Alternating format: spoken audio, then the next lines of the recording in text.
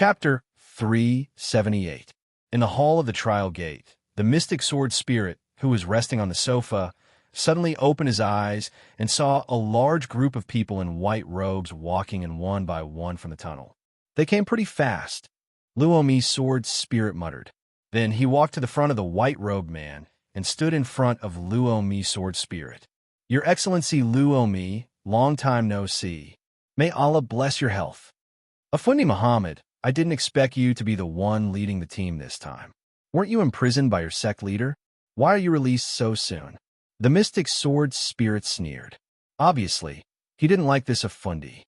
Please be careful with your words. Your Excellency Mystic Sword Spirit. He is a great prophet. You can't use such a disrespectful title like leader. Although Afundi's words were full of dissatisfaction, his face didn't show any expression. Jerusalem has already reached this point. I remember when your sect master had just taken over. Even if I called him sect master in front of him, he wouldn't have any objections.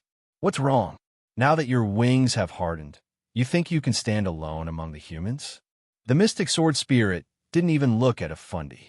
The transmission array is over there. Let your sword bearers enter the trial ground. Thank you.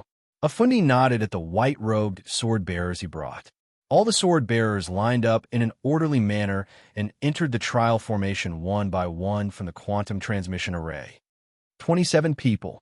When the last white-robed sword bearer entered the formation, the mystic sword spirit sneered disdainfully. The new generation of your Jerusalem is very strong. There are actually 27 sword bearers who are full of potential and powerful sword bearers. From the looks of it, after 20 years, you will have more than a dozen sword bearers of spirit sword bearers. Previously, in a notice given by Yanjing City to the various base cities, it was very clear that only sword bearers with great potential or strength who could become a sword bearer of spirit sword bearer in the future were qualified to enter the trial formation. Yuzhong City was lacking in talent, so they only picked 3 people to enter the array. Yuanjun had joined the array halfway, so he did not count. As for Yanjing City, because of the efforts of the major aristocratic families, they had forced some unqualified people into the city against their will. However, those aristocratic families still cared about their reputation, so the disciples they sent out were at least the best among the treasured sword bearers. There were more than 10 of them. On the other hand, Jerusalem had brought 27 treasure sword-tier sword bearers. Did they really think that this training array was created by the ancestors of Jerusalem? Therefore, when it saw Jerusalem shamelessly bringing 27 people to participate in the trial, the confusion sword spirit immediately mocked him without holding back. They're the purest lambs of Allah. There's no reason for Allah to let any of them go. Avani said, this was how the Jerusalem base city behaved. Anyway, if there was a hat, it would be better to put on Allah's head. The chaos sword spirit still wanted to say something, but in the next moment, a ray of light suddenly shone from the teleportation formation, and then a bewildered swordsman appeared in the teleportation formation. Kung Fu, why did you come out? The confusion sword spirit immediately recognized the swordsman who had been sent out. He was a treasured sword bearer of Yanjing City, Kung Fu. I am ashamed. I was unable to complete the task set by the training array, so I was directly sent out. Kung Fu replied shamefully when he heard the confusion sword spirit question. You were sent out so quickly. The confusion sword spirit's expression was a little solemn. Although Kung Fu was the direct descendant of the Kong family, his own strength was among the top in the entire Yanjing City. He was not the kind of swordsman who relied on the power of the aristocratic families to force his way into the team. How could someone as powerful as him fail in just a few minutes? Kung Fu, let me ask you, what is the situation in the formation? Why were you sent out by the training array? One participant has failed and has been sent out of the formation. Gohan and Liu Ling, who were in the training array, suddenly heard Sky shrouding Jindi's words. It turned out that the entire training array had a full channel system broadcast. Ling, didn't you say that we could have 7 days to study how to complete the trial task? Why was someone sent out so quickly? Gohan asked. I think it's strange too. Could there be some rules that we haven't discovered? Liu Ling shook her head. She turned her attention back to the two dice in front of her. One big and one small. Which one do you want to choose? Liu Yinling's heart was beating a little fast. Although she had given the choice to Gahan, Liu Yinling naturally wanted to pass this trial with Gahan. However, she didn't know how Gahan would choose. What if he didn't want to be with her? Wasn't Shi Ling sticking her cold face to his warm butt? Wait, why do I feel like something's wrong? When Gahan heard Liu Yinling's words, he glanced meaningfully at Liu Yinling. This caused Liu Yinling to start panicking. This idiot wouldn't really choose the small die and part ways with me, would he? I'm afraid you'll starve to death. Guhan coldly said these words, then very decisively picked up the big die and threw out a big 6. Damn you! Who would starve to death? Liu Yinling thought angrily. However, her heart instantly bloomed with joy. Guhan and Liu Yinling advanced another 6 squares. Their progress had improved a lot, but they were still surrounded by monotonous, empty squares. If someone with a phobia of loneliness were to come here, they would definitely be driven crazy by the environment. I wonder how far away we are from the final destination. Gahan said blankly after the light wall surrounded them again. If this was a Monopoly game in real life, then the player would have a map of all the squares in real life and the distance to the final destination. Unfortunately, as a chess piece, Gahan couldn't clearly see his current situation. If we calculate the distance in a straight line, we should still be 427 squares away. Unexpectedly, Liu Yinling gave Gahan an answer. Gahan looked at Liu Yinling and found that she was holding a handheld computer in her hand. It looked like a tablet computer from before the apocalypse. On the tablet computer, a huge map was clearly displayed. There was a red dot constantly flashing in one of the squares. That should be the square that Liu Yinling was in. Why do you have such a thing? Ling, Gahan asked. TSK, I've been here for almost 2 weeks longer than you. Is it strange that I have this map? Liu Yinling said proudly. To tell you the truth, this is a reward from the item house. The item house is the best square in this trial ground. There's no need to fight, and there's no need for any strange challenges. You just have to draw an item. Unfortunately, my luck isn't good. I've only encountered the item house twice. Ling, let me have a look at your map. Gahan took the map from Liu Yinling and studied it carefully. He found that there were a total of 16 starting points on the map. These starting points all started as individual routes. Later on, they began to intersect in pairs. Finally, all the starting points converged into a single route. This was the only route that led to the finishing point. Gahan's current position was about the first half of the route. There was an intersection point about 10 squares ahead. About 2 routes would intersect at this point and form a combined route. After 2 more combined routes, he would enter the final route.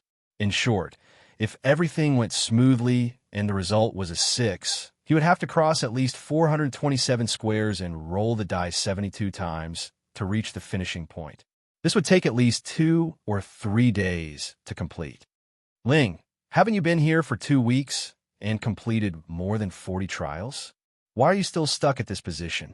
His current position was very far from the finishing point. It was more than 400 squares away. However, it was very close to the starting point, less than 100 squares. It was hard to imagine that Liu Yinling had only advanced so little after spending 2 weeks. It's my fault, Liu Yinling said unhappily. I keep encountering teleportation incidents. What can I do when I'm teleported back to the starting point? I was originally less than 200 squares away from the finish line, but in the end, I was teleported back here. Speaking of which, weren't you also teleported to this square? Gahan was speechless. He was lucky enough to be teleported to a position more than 100 squares away from the starting point after advancing less than 10 squares. If you were to tell Liu Yinling about this, Liu Yinling would probably kill him in anger. The quest in the next room was very simple. Both Liu Yinling and Gahan were able to deal with it easily. But it was a pity that Gahan had run out of luck. Unfortunately, Guhan, who was in charge of throwing, seemed to have run out of luck. After throwing the number 1 several times in a row, he could only move forward 1 grid at a time.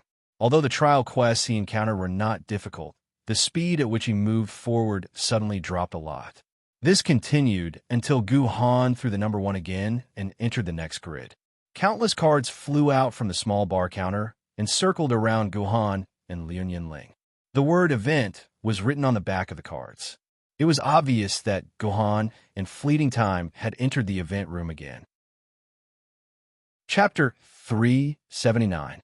Unlucky B****. Stop it. Looking at the floating cards in the room, Gu Han was about to draw an event card, but he was stopped by Liu Ling. She probably felt that Gu Han had thrown a few cards consecutively, which made Liu Ling feel completely hopeless about Gu Han's luck. Then you do it. It didn't matter to Gu Han who drew the card. Gu Han didn't care about these details. But soon, Gu Han regretted giving Liu Ling the opportunity to draw the card. If Gu Han drew the card himself, he wouldn't even look at it. He would just pick the card closest to him. It was clean and simple, and it wouldn't even take a second.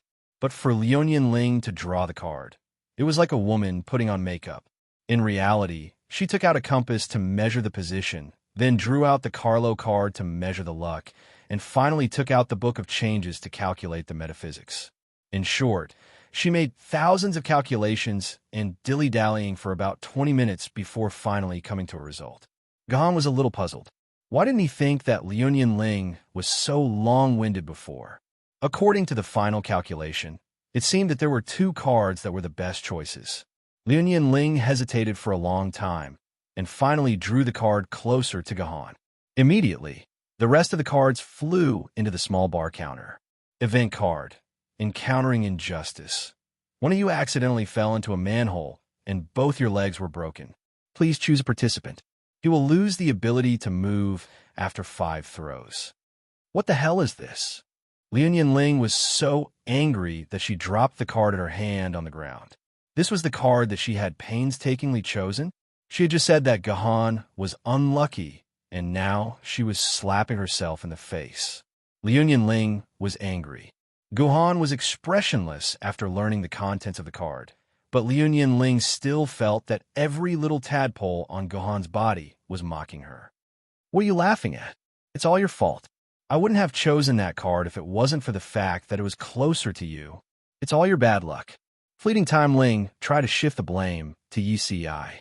Well, you've made your choice, so you have to bear the consequences of your choice. Gu Han pulled Liu Ling to his side and covered Liu Ling's mouth with his palm. A trace of manly breath flew from Gu Han's fingers into Liu Ling's mouth, and Liu Ling suddenly became quiet. Is this the smell of Gu Han's stinky guy?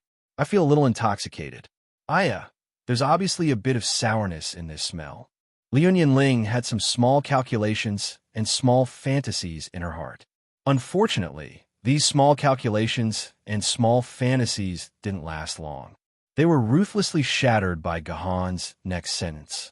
You drew the card, so you have to bear the consequences yourself. Gu Han said very calmly. Gu Han, what do you mean? Are you going to break my leg? Are you even a man? Fleeting Cold was so angry that his hair stood on end. It was as if fire was about to erupt from his head. It's because I'm a man, so the one who breaks my leg must be you. Gu Han said very seriously, but in the ears of Liu Ling, it was simply a joke. Are you kidding?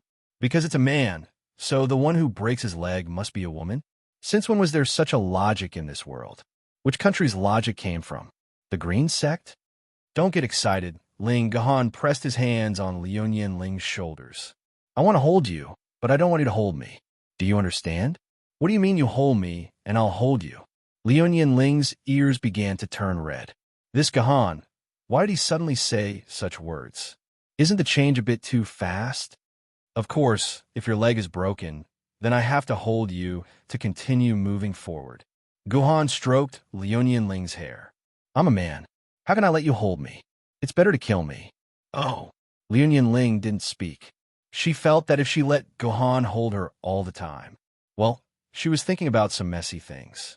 But obviously, Liu Ling didn't want to argue with Gu Han just now. Well, I'll take responsibility for my own actions. Let me, Ling, bear the pain of breaking my leg.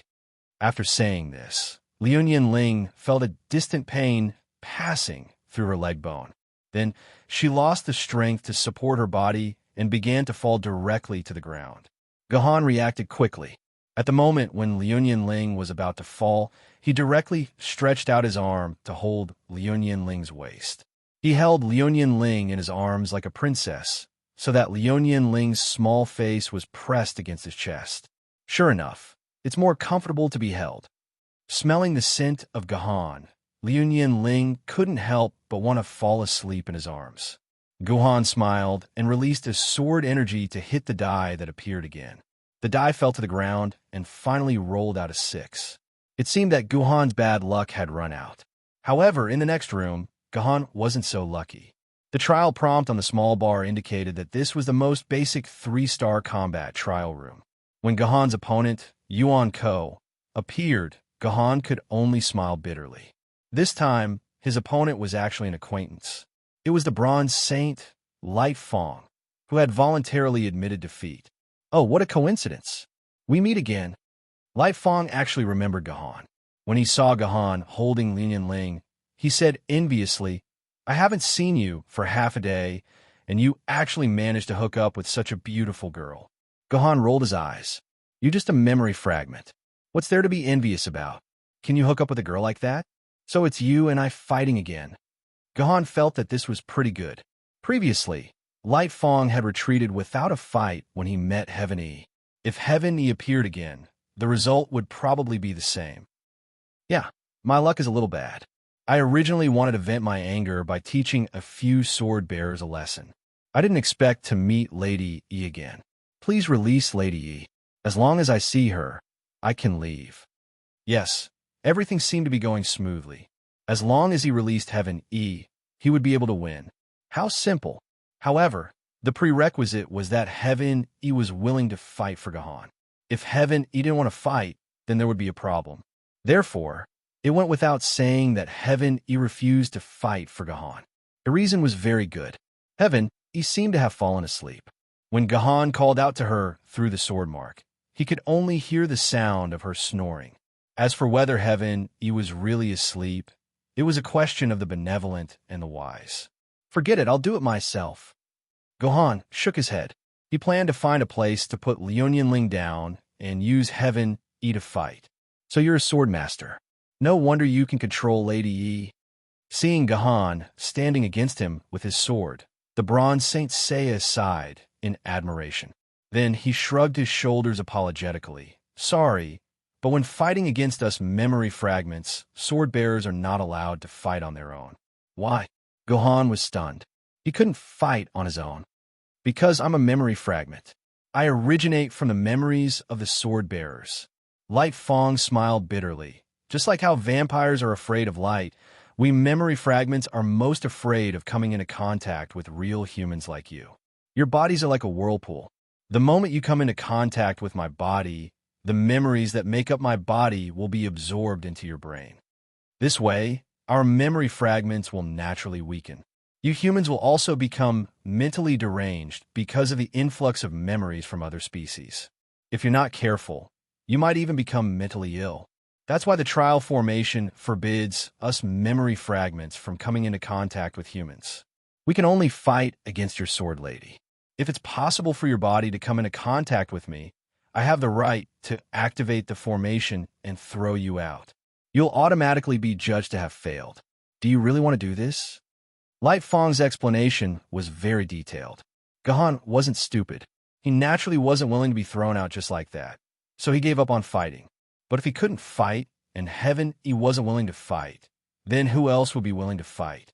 Gahan thought for a moment, then looked at Liu Ling in his arms and said, "Ling Ling, release your Heaven's Inquisition. My Heaven isn't willing to fight, and I can't force her.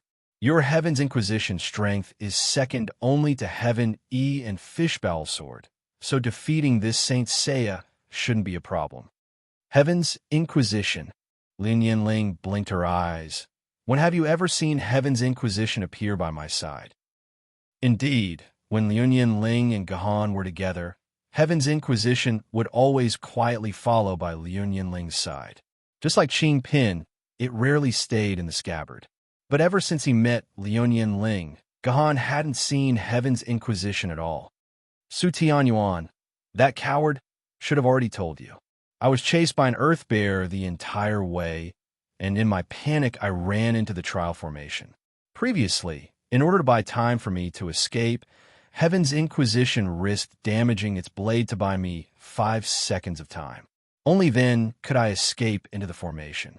Unfortunately, Heaven's Inquisition's blade is already full of cracks, and its durability is probably only around 2%. Before Heaven's Inquisition is repaired, I can't let it come out to fight again. Liu Ling said in a low voice.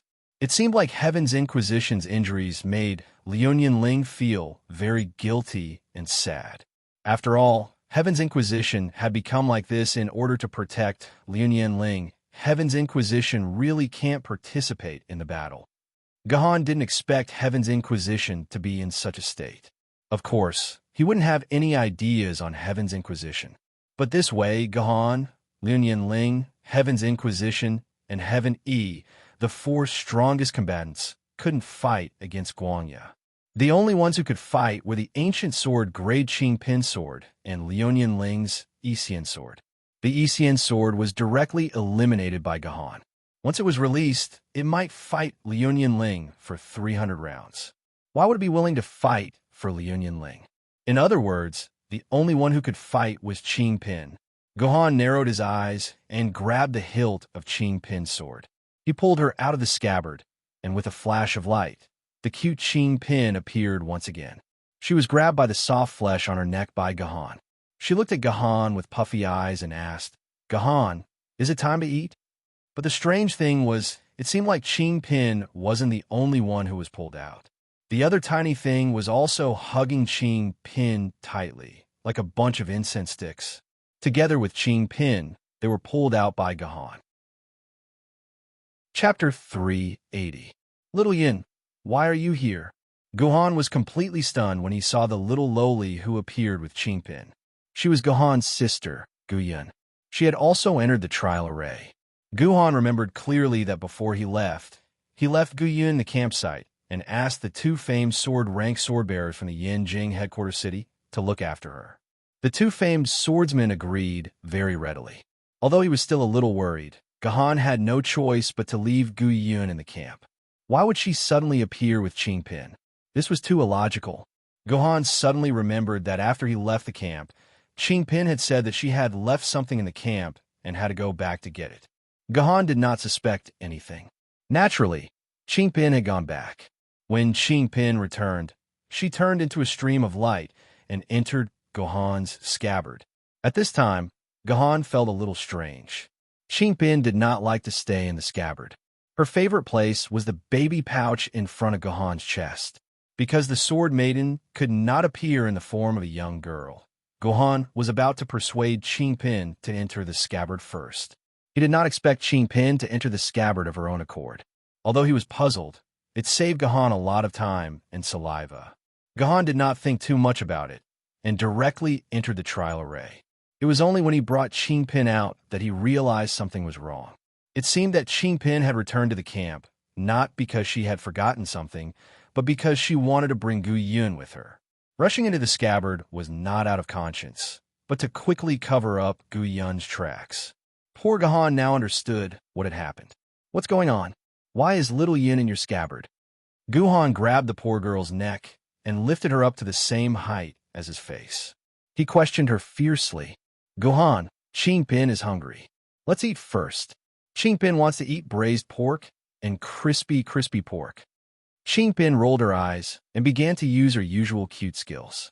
She stared at Gahan with her big watery eyes full of pity and pleading until Gahan softened. If it was in the past, if poor Qing used this trick, Gahan would most likely comply. Although poor Qing loved to cause trouble, she had never caused any big trouble. She would act cute, pout, and get away with it. Gahan would not really do anything to poor Qing. But this time was different. This time, Qingpin actually brought Guyan in. This was a dangerous place that could lose one's life. Wait, it seemed that even if Guyan came in, nothing would happen. This was a trial that Jatian Jindi had set up to train the younger generation. Although there was some danger, there was no fatal danger. This could be seen from the series of trials just now. All of Jatian Jindi's trials were very measured. they would not involve the life of the sword-bearer. Even if they did not pass the trial, they would be sent out politely or wait 7 days for them to leave on their own. There was nothing fatal inside.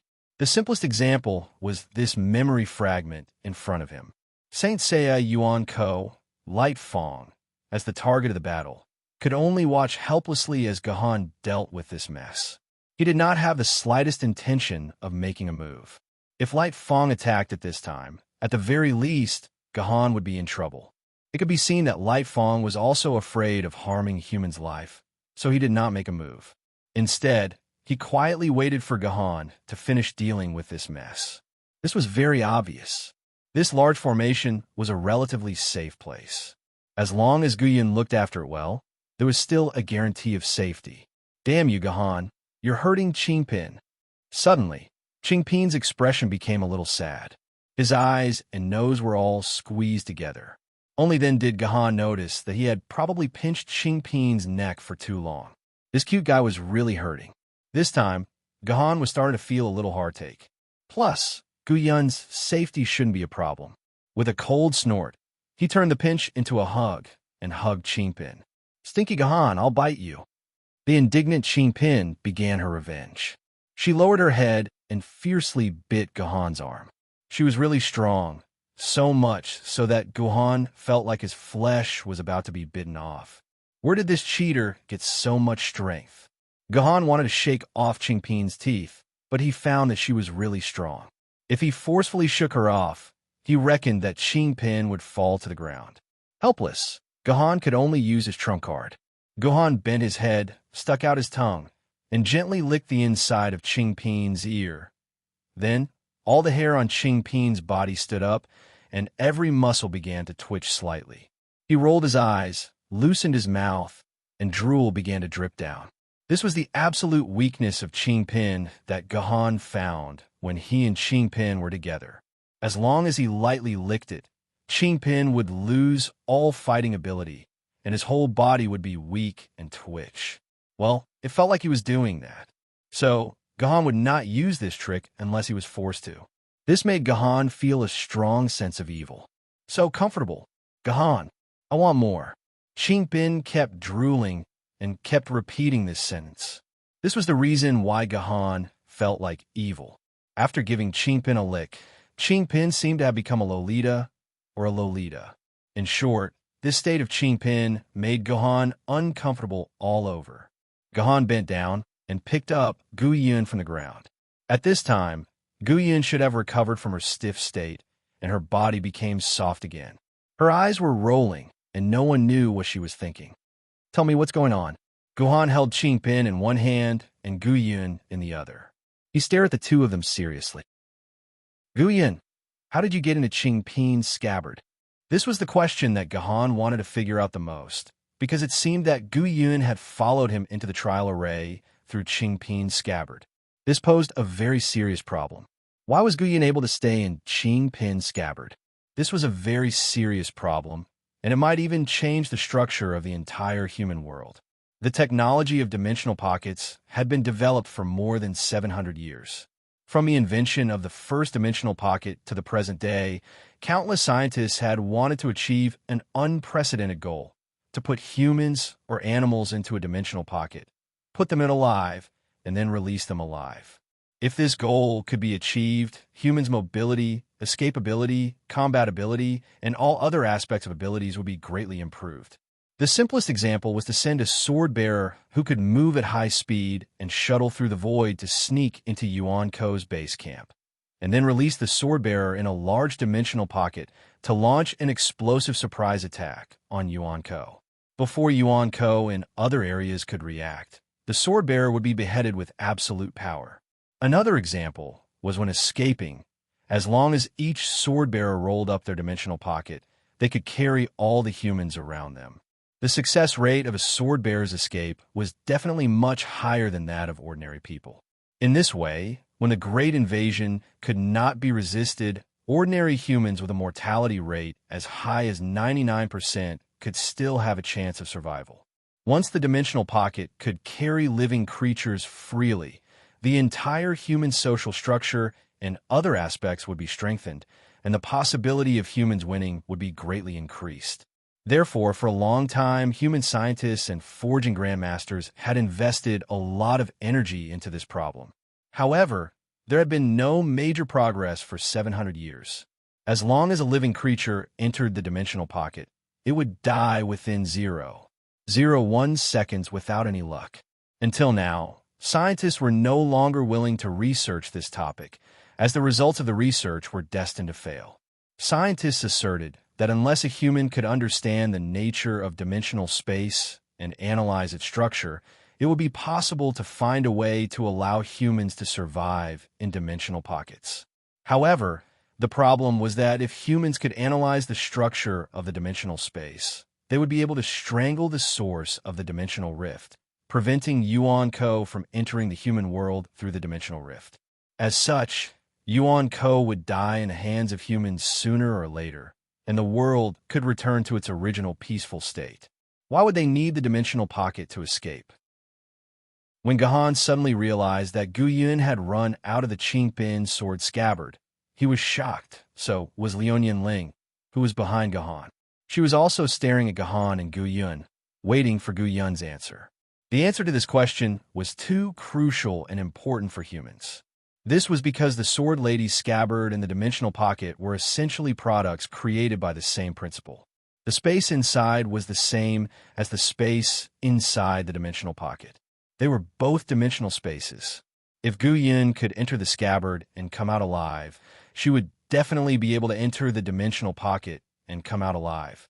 The question that had troubled humans for 700 years could finally be answered. If there were any Nobel Prizes in this world, as long as Gahan reported this discovery to the base city, this year's Nobel Prize would definitely be Gahan's. No one would dare to snatch this award from Gahan. Unfortunately, in the face of Gahan's questioning, Gu Yun just shook her head blankly. I don't know either. I just felt that I could go in, so I went in. No matter how Gahan asked, Gu Yun always gave the same answer and didn't say another word. Hey, I say, are you guys done discussing? It's very awkward for me to be here. Saint Seiya at the side urged helplessly. He had just struck a pose and stood there for an entire chapter.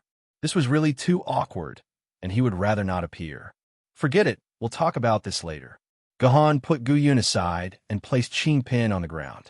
Qingpin, I'll leave this Saint Seiya to you. Just as Tian had said, Qingpin's life was too comfortable, and she needed some battles to hone herself. Chapter 381. Although Qingpin was Guhan's favorite sword mistress, it was undeniable that Qingpin was also the most useless sword mistress in Gahan's hands. For a long time, Qing Popper had at most been used by Guhan in his original form, but he had never really defeated any Yuan Ko. That was because Qing Popper's swordsmanship was terrible. If Qing Popper went up to fight, it would be no different from sending himself to death. Therefore, Gahan decided to let Qingpin fight this time. This Saint Seiya could be regarded as Qingpin's best opponent. Saint Seiya were warriors who had trained hard since they were young. Their martial arts skills were stronger than most Yuan Ko. They could teach Qingpin to be a sword mistress. More importantly, the Yuan Ko in the trial formation would not really hurt the sword mistress. They would stop fighting after breaking Qingpin's personal shield. In this way, they could guarantee Qingpin's absolute safety. This was what Liunyun Ling told Gahan. This was the experience she gained after fighting many Yuan Ko's memory fragments for so many days. However, there were some things that Gahan felt were a little strange, but he didn't point out. Are we really going to fight? Qingpin is a good child who loves peace. Qingpin had been at a disadvantage in the limited number of battles she had. Although Gahan had trained her in swordsmanship before, it was a pity that when this child practiced swordsmanship, her mind was probably filled with braised pork. Therefore, the effect of the training was naturally unimaginable. Madam, I'm sorry. Seeing that he could finally fight, Guangya's heart was filled with excitement. He had been standing there awkwardly for more than 20 minutes, watching Guhan, a young girl, and two Lolas doing something to each other. One could imagine the frustration in his heart. Greetings! Qingpin also changed the Qingpin sword in her hand and imitated Guangya's salute. Then, she shouted in a childish voice and suddenly rushed towards Guanya. Oh, this child's skills are not bad. She's full of vigor. A second ago, Guanya thought so, but in the next second, he gave himself 2 hard slaps in the face. Before Qin Jiu could reach Guanya's side to launch an attack, he lost his balance and fell face first onto the ground. He fell face first onto the ground and fell face first. When she raised her head, her face was bruised and looked very pitiful. Gahan, Qingpin is injured. Qingpin looked back at Gahan pitifully. Gahan, Qingpin was ambushed by this despicable person. Qingpin is dizzy and her leg is broken. Come and avenge Qingpin. Qingpin's words made a certain Yuan Ko raise his eyebrows. What a joke. I, Guanya, can swear to the heavens that I didn't even touch Qingpin, let alone injure Qingpin. These are all shameful slander. Of course, even ghosts wouldn't believe Qingpin's nonsense. Facing Qingpin's request, Gohan decisively turned around and didn't even look at Qingpin. He used his actions to answer Qingpin's question. All right, I've had enough. Saint Seiya also has dignity. Guanya was starting to get angry. Ever since he became a memory fragment, he hadn't felt such anger in a long time. Take my Pegasus Meteor Punch. A classic Pegasus Meteor Punch smashed into Qingpin, who was still trying to act cute. Countless fish shadows danced around Qingpin's body. Then, Qingpin let out a blood-curdling scream and allowed Guanya to attack without any resistance. It wasn't until Qingpin's shield shattered that Guanya withdrew his fist and disappeared from the room. Challenge failed. Sky covering Jindy coldly announced Qingpin's defeat. Stinky Gahan, bad Gahan, trash Gahan. Wah! The poor man broke free from Guanya's fist, then began to wail and curse at the annoying Guanghan. Qingpin cried for half an hour. Gahan didn't pay attention to her and didn't do anything. He just stood there and let Qingpin cry. He didn't respond or make any movements. Don't think that Gahan was heartless. This was actually the best way to educate a child. If a child cried and you comforted him with all kinds of promises to make him happy, then you would be harming him and nurturing his prince or princess temperament. One could imagine how his life in society would be like in the future. On the contrary, if you beat and scolded him when he cried, then you would be the so-called wolf parents who spoke with their fists. That was even more wrong. Perhaps 1 or 2 children with strong hearts will be able to get into Tsinghua University under this kind of strict education. However, most of them would become rebellious during puberty and become a delinquent in society. They would mess around in society every day and never go home. At that time, they would realize that they had made a grave mistake. Therefore, the best way was to let this brat cry alone. When he was tired of crying, it would be time for him to admit defeat. At that time, he would realize that crying wouldn't solve the problem. He could only rely on his own strength. Sure enough, after crying for half an hour, she finally stopped sobbing and stood up from the ground. At this time, Gahan, who had been silent all this time, suddenly turned around and walked to Qingpin's side and hugged her. How is it? You must be tired of crying. Gahan touched Qingpin's eyes and helped her wipe away the dried tears. Looking at Qingpin's red and swollen eyes, Gahan's heart began to ache. To be honest, Qingpin didn't seem like a sword mistress. She was more like a willful child. No, Qingpin can still cry for another 300 rounds. Qingpin sobbed and said unwillingly, Qingpin, have you forgotten what happened in the Miling Mountain Range? Gahan's voice was long and deep. Qingpin, that was the first time I felt powerless. I was powerless to protect you. Qingpin, I think you also felt powerless that day, right? Perhaps one day, you will only be able to watch me leave you because you don't have the strength. Qingpin, are you willing to see that day come? Gahan looked at Qingpin's red and swollen eyes. His voice was filled with sorrow. No, Qingpin, don't ever leave Gahan. Never. Qingpin shook her head with all her might. Then, she jumped down from Gahan's arms and said in a childish but firm voice, Qingpin must protect Gahan. Qingpin, don't ever leave Gahan. All right, Qingpin and I will never be separated. These were Gohan's most sincere words. Gohan drew his heavenly sword from its scabbard and jumped in front of Qingpin. In one breath, he performed 3 sword techniques in one go. Watch closely, Qingpin. As long as you can learn these 3 sword techniques, you'll be able to defeat that annoying Yuan Ko. Gohan said. It turned out that he had performed this sword technique so that Qingpin could learn how to deal with Saint Seiya. This sword technique is too strange. Liu Ling, who had been watching from the sidelines, stared at the heavenly sword in Gohan's hands. Her mind kept recalling the sword technique that Gohan had just used, and a strange feeling welled up in her heart. This shouldn't be a sword technique at all. It's just 3 randomly put together moves. If I were to face these 3 moves, they wouldn't be able to hurt me at all. Instead, I would be able to target my weak points and kill them. Liu Ling silently analyzed. She was from the Lunyan clan, and her attainments in sword techniques were among the best. There was no way that Gohan's 3 moves could escape Liu Ling's eyes. But that can't be right. Since Gohan taught this sword technique to Qingpin to deal with that saint, it can't be some randomly made-up sword technique. He couldn't have taught it to Qingpin. There must be some secret to this sword technique. Liu Ling repeatedly recalled the 3 sword techniques that she had seen. Finally, she had a flash of inspiration, and a look of surprise appeared on her face. So that's how it is. So that's what Gohan was planning. That Yuan Ko will be in for a good time. Liu Ling pondered. But it must have been hard on Gohan. In order to achieve his goal, he actually adapted these 3 sword techniques on the spot. I can't understand it for a while. Thinking of this, Liu Ling began to feel annoyed again. Even with her identity as the direct descendant of the Lunyan clan, it took her a few minutes to understand all this. These were sword techniques that Gohan made up on the spot. Didn't this mean that she, Liu Ling, was inferior to that annoying Gohan? So Liu Ling was a little annoyed that she was inferior to an outsider.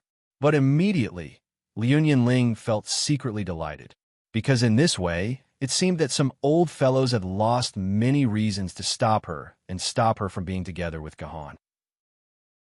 On the other side, Gohan and Qingpin's lessons were still going on.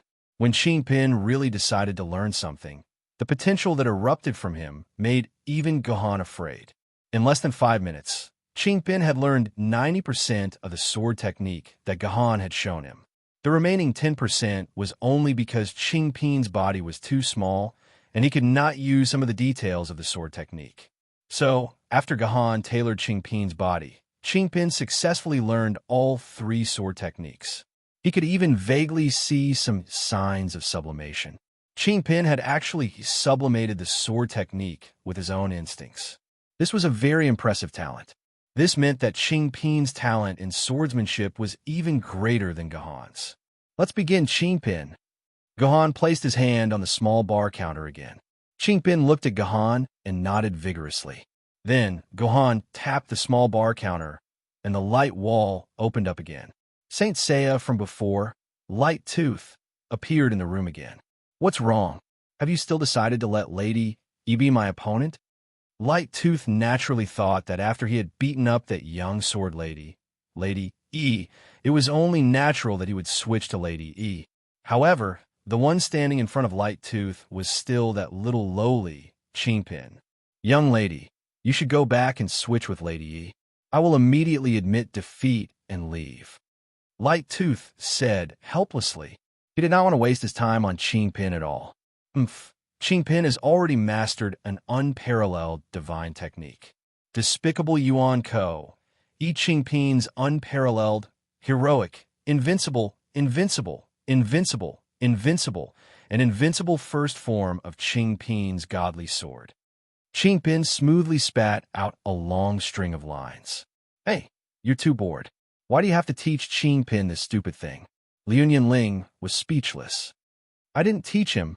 It's all the television's fault. Gohan also looked helpless. Chapter 382. Pegasus Meteor Fist. Seeing Qingpin recklessly attack again, the Saint Seiya decided to use his ultimate move to send this little lowly on her way. The Pegasus Meteor Fist was the ultimate move of the Saint Seiya of the Pegasus constellation, which Guanya had learned from his master, Shinjia. According to Shinjia, the Pegasus Meteor Fist could launch hundreds of supersonic punches per second along the Pegasus constellation. Each punch had the power of a million-ton meteorite, and its speed surpassed the speed of sound. Therefore, the enemy would first feel the shockwave before hearing the sound. Before the sound could be heard, the shockwave would hit the target, so it was unavoidable. Moreover, the power and speed would vary according to the user's strength. The above information was from Baidu Baiki. It sounded awesome, right? Each punch had the power of a million-ton meteorite. Logically speaking, with such a punch, the entire Chanyang mountain would probably explode. Therefore, this was just Shinjia blowing his own trumpet to scare the enemy. It was just like Cao Cao's 800,000 troops at the Battle of Red Cliffs. In reality, including the surrender troops in Jingzhou, he only had about 150,000 troops. Cao Cao's actual attacking troops were at most 80,000 troops. Although the power of the Pegasus Meteor Fist was greatly exaggerated, and it was impossible for each punch to have the power of a million tons, it was still at least 1 or 2 tons. At the same time, Guanya could launch at least 10 punches per second at a speed below the speed of sound. This was enough to kill any treasured swordmistress. As Guanya's Pegasus Meteor Fist continuously attacked Qing Pin, dust flew into the air, and the ground began to shake violently, as if there was an earthquake.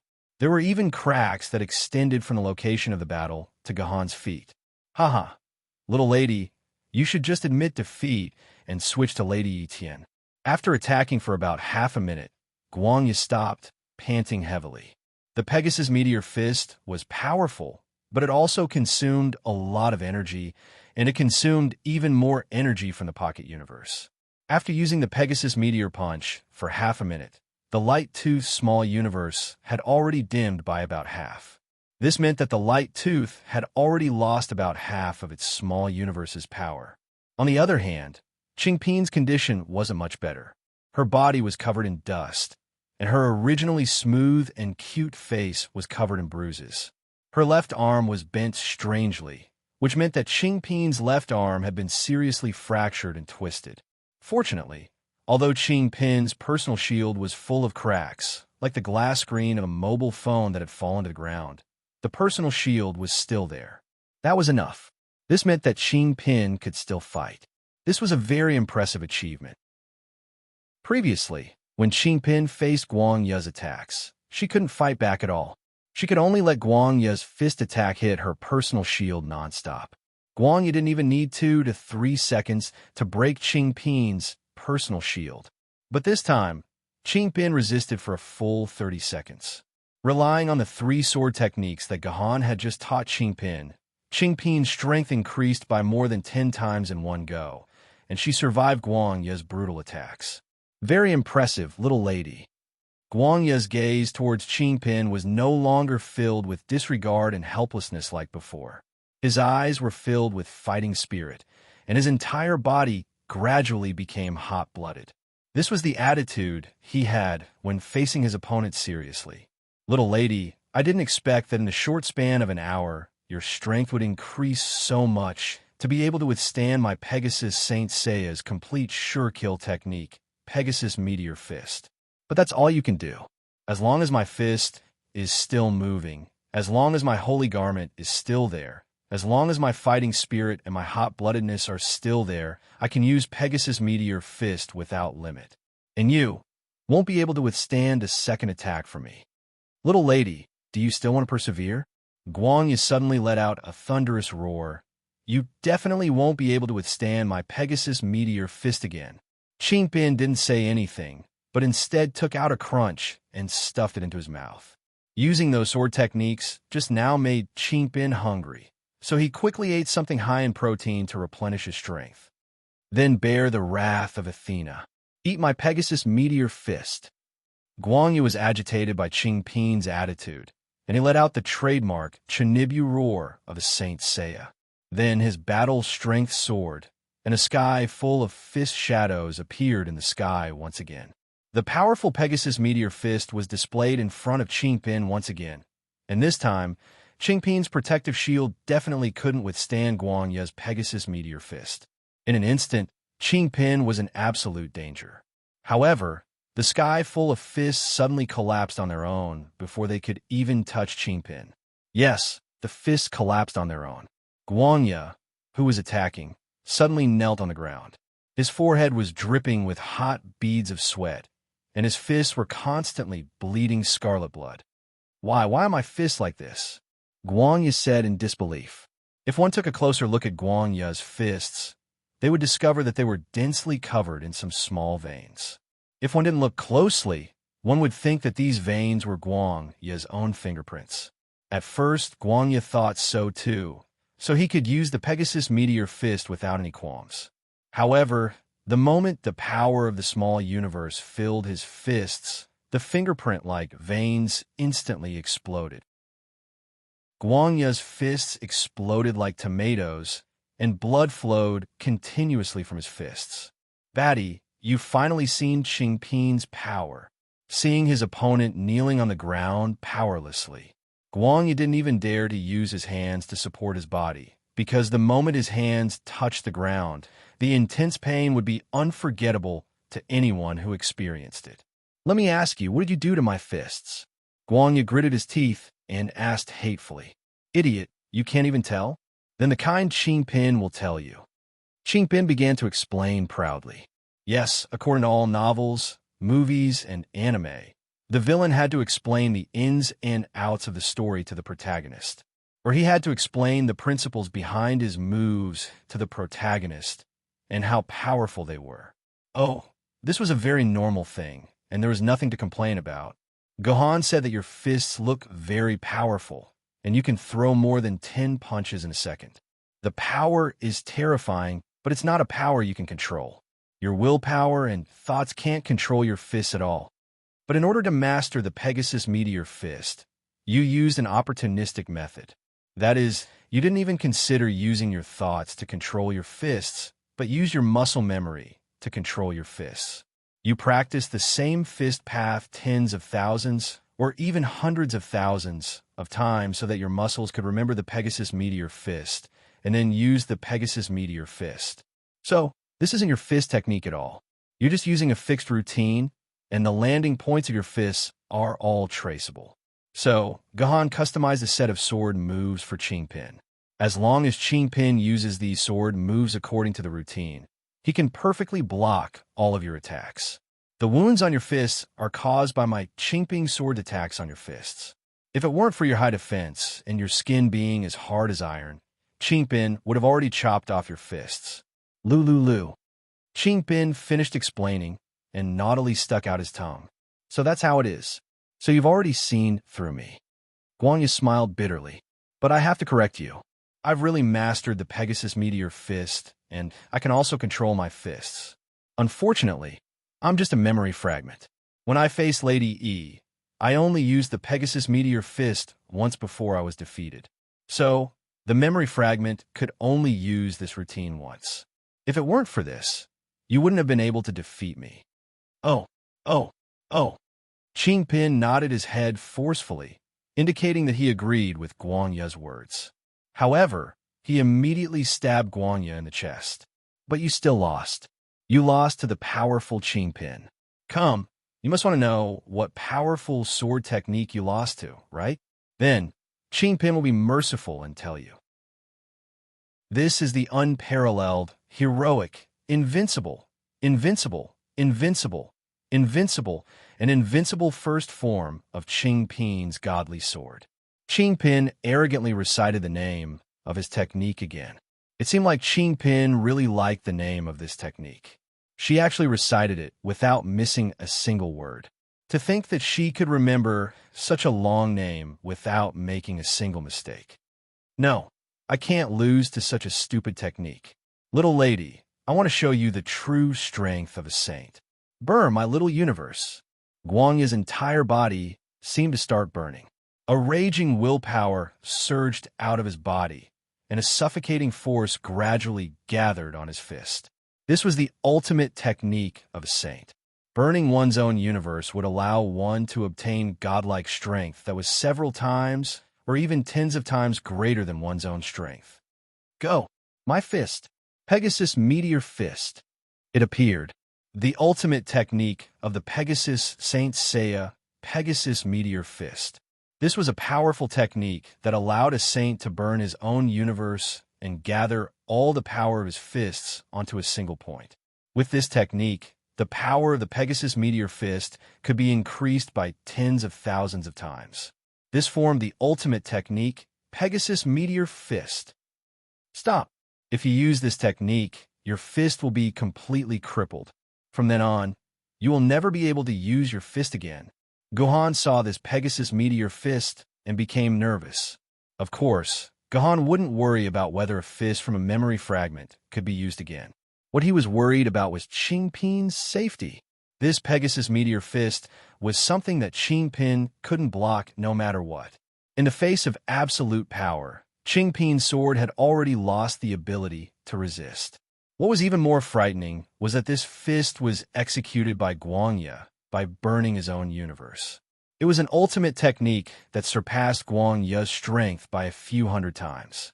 It was impossible for Guangya to use this ultimate technique as freely as the Pegasus Meteor Fist from before. If Chingpin took this attack head-on, then there was a 99% chance that Chingpin would be broken under this attack. Note that it was broken, not shattered. Once Chingpin was broken, he could only return to the sword burial grounds and wait for a few hundred years to revive again. This was something that Gohan absolutely wouldn't allow. At this critical moment, let's read the next chapter. Chapter 383. In the face of the Pegasus Comet Fist, Gohan was powerless. At that moment, Guangya had already ignited his own universe. The speed of the Pegasus Comet Fist was several times faster than the speed of sound. Gohan would not be able to catch up to this speed, no matter what. Chingpin, return to your sword. In a moment of desperation, Gohan wanted Chingpin to return to his side. Although this was equivalent to admitting defeat, Chingpin's safety could be guaranteed. However, before Gohan's command could reach Chingpin's side, he felt the connection between him and Chingpin's sword mark break. Gohan could no longer control Chingpin. Chingpin, Gohan pulled out his heavenly sword at the fastest speed in his life. He wanted to rush in front of Chingpin before Chingpin's attack could reach him. But as mentioned before, the speed of this punch was not something that Gohan could catch up to. At that moment, no one could save Chingpin. Everything depended on Chingpin. Damn it, it's too fast. Slow down your fist. At this critical moment, Chingpin was not thinking about how to dodge Guangya's sure-kill attack. Instead, he was thinking about how to slow down his opponent's fist. What a joke. Do you think my fist will slow down if I slow it down? Guangya sneered. In a thousandth of a second, Guangya's Pegasus Comet Fist approached the tip of Chingpin's nose. The fist was about to smash into Chingpin's head. Then there was nothing. Guangya felt his fist hit empty air. Then, Chingpin hopped away from him like a little rabbit. How could this be? Could this little sword lady's movement speed have already reached the speed of light? Guangya was shocked. His Pegasus Comet Fist could reach his opponent in a thousandth of a second. Yet, Chingpin had easily escaped. He had even used a taunting method like a rabbit to escape. To be able to do this, Chingpin's movement speed had to be at a speed of 1/10,000th or even 1/10th of a second. But could Chingpin really have this kind of speed? Naturally, it was impossible. In the eyes of Gohan and Liu Ling, Chingpin's escape speed was no different from a kindergartner jumping a rabbit.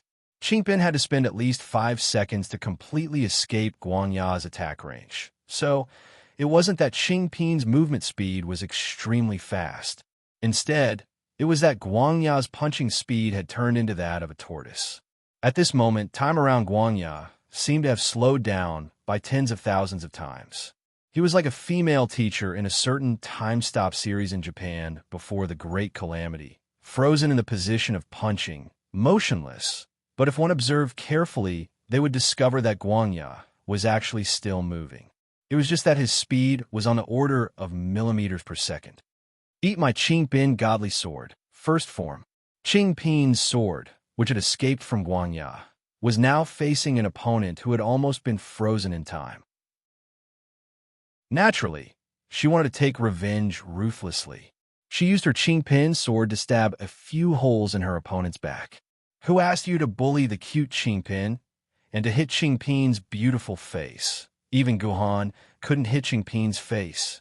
Qing Pin will stab you to death. Stab you to death. Guanya felt a sharp pain in his waist. Although Qing Pin was not tall, the attack power of Qing Pin's sword was not just for show. The intense pain caused Guanya to instinctively twist his body. The speed at which he twisted his body was very fast, almost instantaneously. It seemed that Guanya had already recovered his speed, freeing himself from the strange frozen state of time. I recovered. At this moment, Guanya realized that it was not Qing Pin's speed that had changed, but his own had slowed down. What a terrifying ability to actually be able to reduce my speed to this extent. A few drops of sweat appeared on Guanya's forehead. This ability was really too frightening, even more frightening than the heavenly sword. This is Qing Pin's ultimate technique? Liu Ling dragged her broken leg as she crawled to Guhan's side. Qing Pin's ultimate technique is actually to control the flow of time. It's simply unimaginable that this is the ultimate technique of an ancient sword maiden. This kind of ultimate technique, even if it was used by an immortal sword maiden, it would still be a super valuable skill. Naturally, Liu Ling thought that the skill that Qing Pin had just used was Qing Pin's ultimate technique, because the effect of this skill was really too awesome. TSK. Looks like the ancient sword record will have to be rearranged next time. With your Qing Pin, my Isian no longer has the face to stay in the number 1 position in the ancient sword record. Liu Ling sighed with some jealousy. She thought a little more than Guanya. Guanya thought that it was a speed reduction skill, but Liu Ling thought that it was a time skill. Any skill that had anything to do with time was an incomparably powerful sword maiden. Among ancient sword maidens and artifact sword maidens, she had never heard of any sword maiden having a time-type skill. Moreover, it was a combat skill with a heaven-defying effect like time reduction. For an immortal sword maiden, this kind of skill was extremely good. With such a powerful skill, Qing Pin was not something that the Yi Xian, who was not under Liu Ling's control, could compare to. Qing Pin was undoubtedly the number 1 sword maiden in the ancient sword ranking. You're wrong. Ling Qing Pin's skill is not a time control ultimate technique. Guhan shook his head after hearing Liu Ling's words. Nonsense. This is clearly a time control ultimate technique. There's no mistake about it. Liu Ling said mockingly. Are you also like that idiot Saint Seiya, thinking that Qing Pin's skill is a speed reduction skill?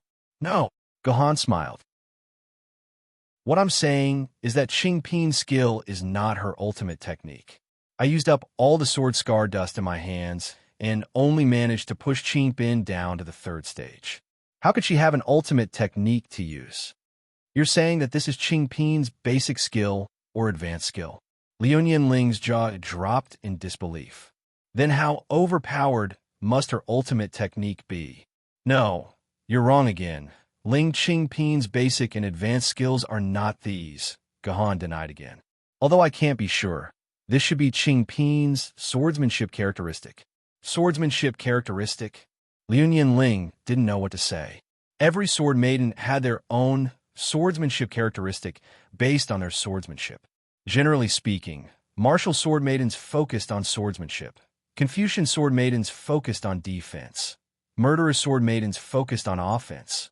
Kingly sword maidens focused on status. Demonic sword maidens focused on spirit. And there were some rare sword maidens like Buddhist sword maidens and human sword maidens.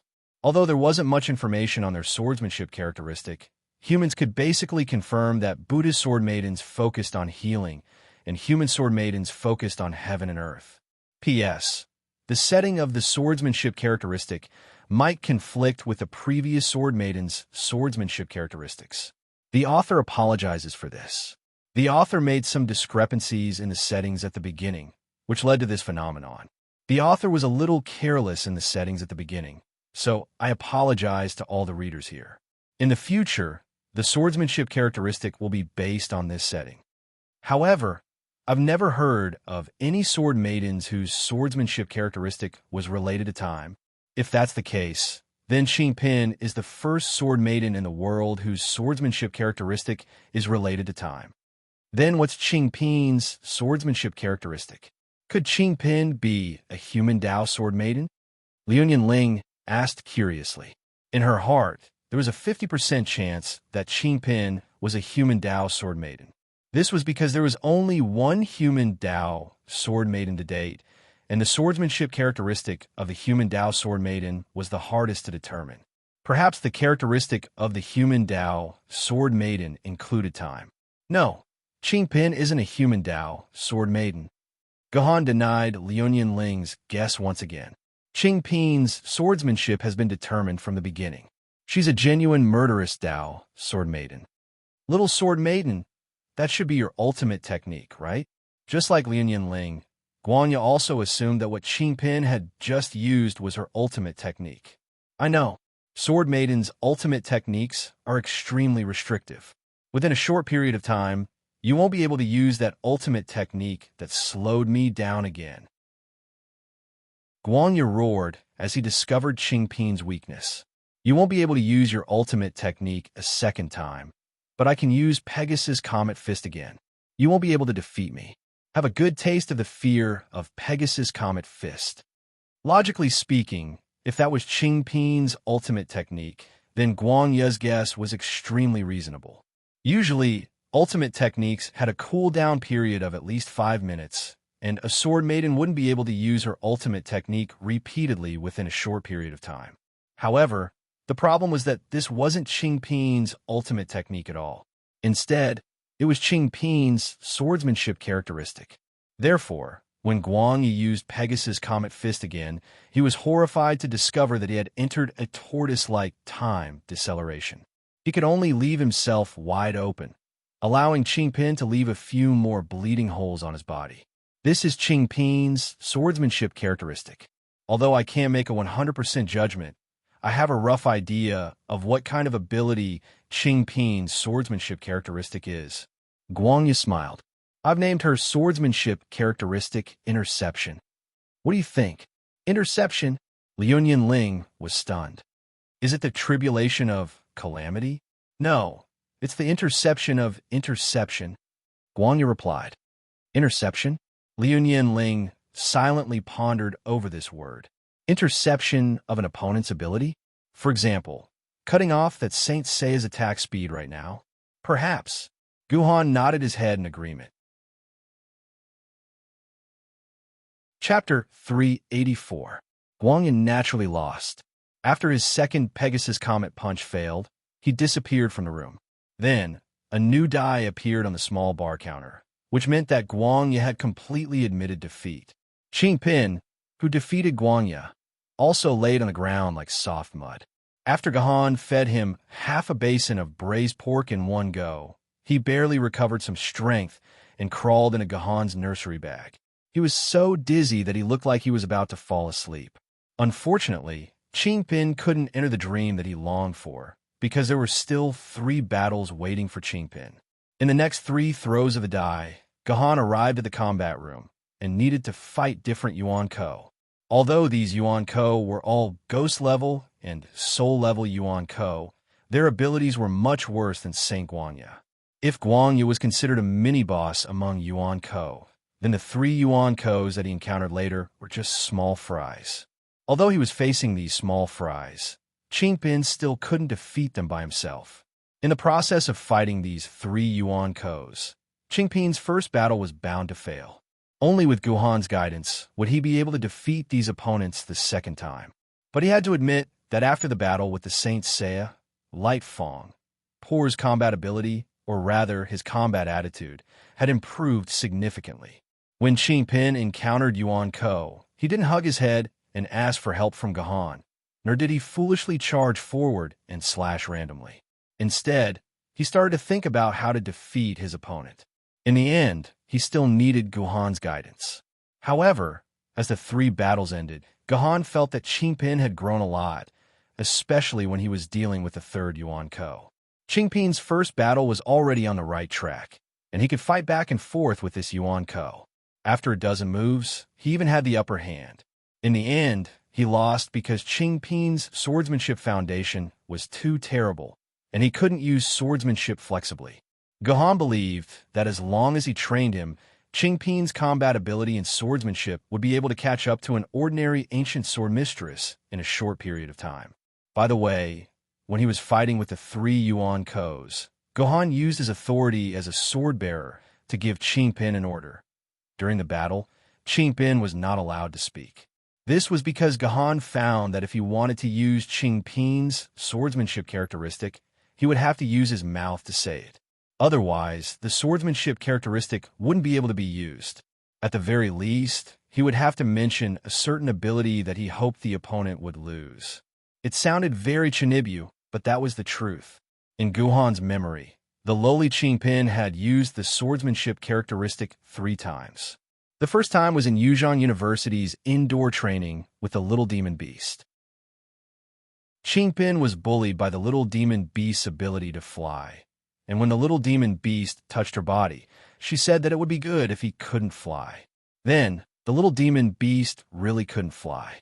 The second time was in the mine, when he was facing the 3-headed Cerberus.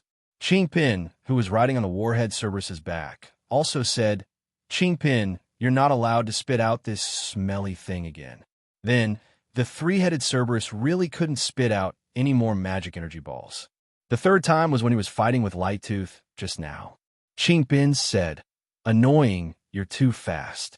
Slow down your fists." As a result, Saint Seiya's left and right hands moved in slow motion. Gohan also vaguely remembered that Qingpin had used the invincibility ability in her girl form. Every time she used it, she seemed to have to say something like intercept. Something. If the girl Qingpin was the form of the cute Qingpin after the seal was removed, then obviously, even if Qingpin removed her seal, she still had to rely on a command similar to the command incantation to use the swordsmanship characteristic of intercept. That was why Gohan ordered Qingpin not to speak in order to test his guess. The fact was that when Qingpin's mouth was forcibly ordered not to speak, the swordsmanship characteristic of intercept was indeed sealed and could not be used. "Gohan, if you make Qingpin fight again, Qingpin won't sleep with you anymore today." After entering the 5th room, which was also the last room where Liu Ling needed to maintain her broken legs, the physically and mentally exhausted Qingpin began to threaten Gohan. Yes, after going through the tempering of a few battles, this poor person no longer ran away from battle. However, Qingpin was still a lazy guy. After fighting so many battles today, he had already given Gohan face. If he dared to force Qingpin again, Qingpin would really rebel. If not sleeping with Gohan counted as rebellion. Such a cute threat naturally couldn't make Gohan submit, but it made Liu Ling, who was in Gohan's arms, roll her eyes. What did he mean by not sleeping with you? Could it be that Gohan, this pervert, had to sleep with the poor every night? This doesn't seem to be a battle room. Gohan looked at the small bar counter. This is another incident room. Another incident room? Liu Ling was looking forward to it. It would be great if she could get another broken leg incident card. That way, she would be able to sleep in Gohan's arms for another 5 rounds. Unfortunately, Liu Ling's luck wasn't good enough to draw the same incident card twice in a row. This time, when the incident cards were arranged neatly, Gohan randomly drew a card into his hand. "Welcome a new friend. Your longing for a friend has touched heaven, shrouding Jindy. A participant will be randomly selected from the trial array to enter the grid you are currently in." What does this mean? Liu Ling asked angrily after reading the contents of the incident card several times. Of course, it wasn't that Liu Ling couldn't understand the contents of the incident card. She was just asking even though she already knew the answer. Liu Ling was extremely unhappy that there was another person between Gohan and herself. Literally, Gohan replied calmly. At the same time, a spatial rift suddenly appeared in the air between the grids. A few seconds later, a red figure fell out of the spatial rift. "It's someone I know." Gohan recognized the participant at first glance. Who else could it be other than Song Yifei? How did I get here? Where am I? Song Yifei rubbed her dizzy head. She was fighting with Yuan Ko just a moment ago. In the next second, she was sucked into the spatial rift and thrown to the ground. The moment Song Yifei landed, she smelled a familiar scent. Gahan, is that you? Song Yifei was a little more clear-headed and got up from the ground excitedly. She would never forget this scent. It was undoubtedly Gahan's scent. Although she didn't know why she suddenly appeared next to Gahan, Song Yifei was undoubtedly excited. She was eager to share what she had just experienced with Gahan. But wait, who was the woman in Gahan's arms? Song Yifei's mind quickly regained its composure. She sized up the woman who was being carried in Guhan's arms in an enviable princess carry position. This woman doesn't look that good. The moment Song Yifei saw the woman's face clearly, she felt a strong sense of confidence. Song Yifei had never been a woman who cared too much about her appearance, but she was still sure that her appearance was definitely better than the woman's. Although the woman's appearance could not be said to be ugly, she was definitely not beautiful. At most, she was pleasing to the eye. On the contrary, Song Yifei was known as the prettiest girl in the medical center of the Sword Bearer Service Center. Although she was not as beautiful as those internet celebrities who loved photoshopping photos, Song Yifei, who was barefaced, was still ahead of 90% of women. Gahan, I finally found you. That's great. Song Yifei jumped into Gahan's arms excitedly. Unfortunately, Gahan was also holding Liu Ling in his arms, so Song Yifei could only barely hug Gahan's neck with her arms. Originally, Song Yifei was still a little reserved. When she saw Gahan, she would not directly throw herself into his arms. However, when Liu Ling appeared in Gahan's arms, it was different. Song Yifei had to use some means to declare her sovereignty. Otherwise, someone would have a lot of improper thoughts. Yifei, how are you? Gahan nodded and greeted her calmly. Then, he skillfully broke free from Song Yifei's arms. I'm fine, but I met a few powerful Yuan Ko and got a little injured.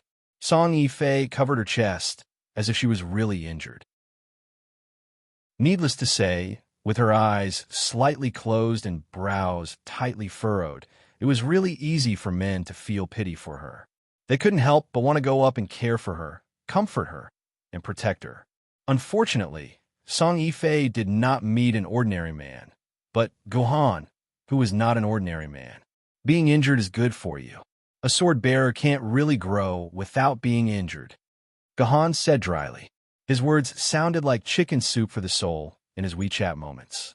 Song Yifei nodded. Since her plan to seek love and care had failed, she had to take the initiative. She had to first figure out the identity of the woman in Gahan's arms, or she would not be able to sleep tonight. Gahan, aren't you going to introduce me to this lady?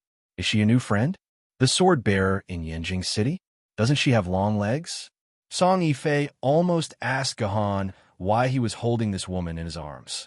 She is. Gahan wanted to introduce Liu Ling, but he was interrupted by Liu Ling, who was in Gahan's arms, reached out a hand to shake hands with Song Yifei. She smiled and said, "What a beautiful girl. I'm Liu Ling, Gahan's classmate, and also his fiancée." Well, the charaba was about to start.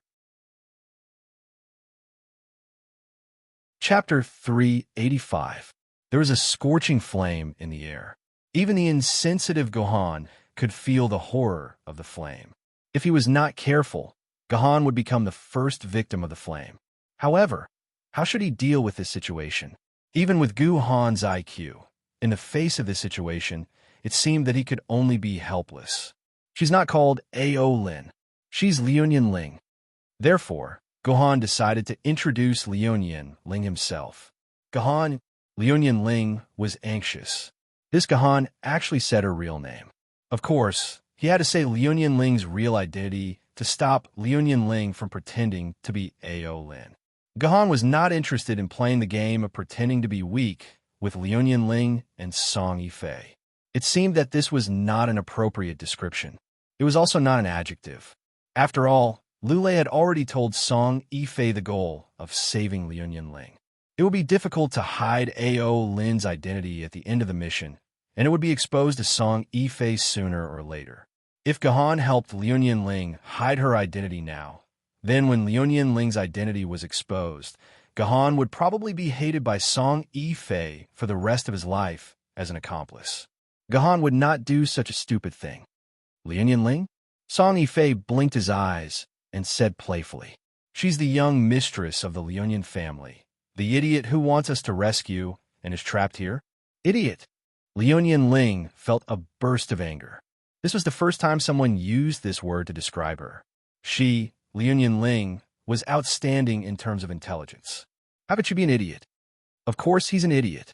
Song Yifei continued, "You are the lady of the most powerful family in the world.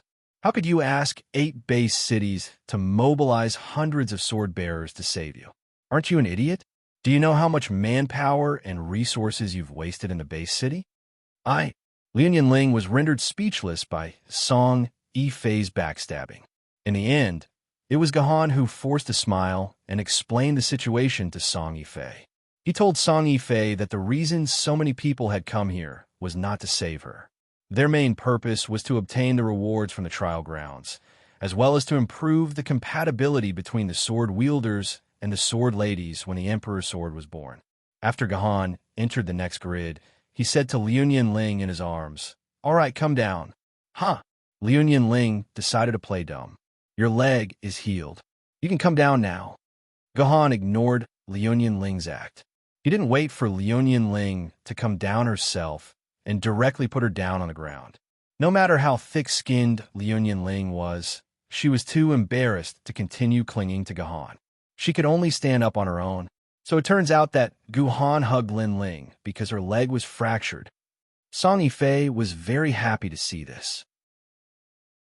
She thought that Gahan and Liu Ling were hugging each other like this because they were showing off their affection. It turned out that it was because Liu Ling's leg was fractured. It seemed that her chance was not completely gone. Lin, take out your map and tell me where we are now." Liu Ling quickly took out her electronic map. Gahan glanced at it and realized that they were still a long way from the final destination.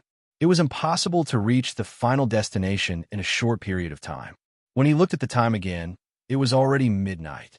There was no night in the trial formation. The surroundings were as bright as day. There was no way to tell the passage of time. "Let's rest here for the night," Gahan suggested. He looked at Qing Pin, who was sleeping soundly in the infant pouch. He was also feeling quite tired. Sufficient energy is more important than speed. "I don't mind. I haven't had a good night's sleep for the past 2 weeks." Liu Ling agreed from the bottom of her heart. Due to loneliness and other factors, Liu Ling had not had a good night's sleep. There were a few nights where she tossed and turned, unable to sleep. If Liu Ling had not used the Liu clan's secret method to boost her energy and used a large amount of Laozhan white snake grass water to support her, she would have collapsed a long time ago. Now that Gahan mentioned sleep, a huge wave of exhaustion surged into Liu Ling's heart. At this time, Liu Ling's uneasiness and loneliness had already left her. All that was left was exhaustion. "Me too. I'm exhausted from the few battles just now." Song Yifei's eyes were a little unfocused. It seemed like she was still full of energy. As long as he did not touch the small bar in the cubicle mission would not be triggered.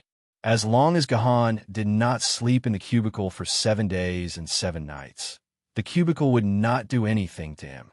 In the dimensional pocket, there was a complete set of camping equipment distributed by the Sword Committee. The cubicle was spacious enough. Very soon, Gahan had set up his tent. The bed inside was clean and comfortable. There was also air conditioning, TV, shower, and other equipment. It was no different from a home. I'm so tired. I don't want to set up my own tent." "Gahan, lend me your bed." Liu Ling did not even take off her clothes. She directly threw herself onto Gahan's bed. Within a few seconds, she closed her eyes. Her breathing was even and rapid. It seemed like she had really fallen asleep. "I'm so tired too." Song Yifei saw that. "No, I can't lose my momentum." Therefore, she imitated Liu Ling and lay down on Gahan's bed. She groaned a few times and fell asleep. When Gahan saw this, the muscles on his face twitched unnaturally. "Can the two of you go take a shower first?" No one cared about Gahan because they were all in dreamland. Gahan was completely helpless. He was too lazy to take a shower. A wave of exhaustion surged from Guhan's heart to his eyes.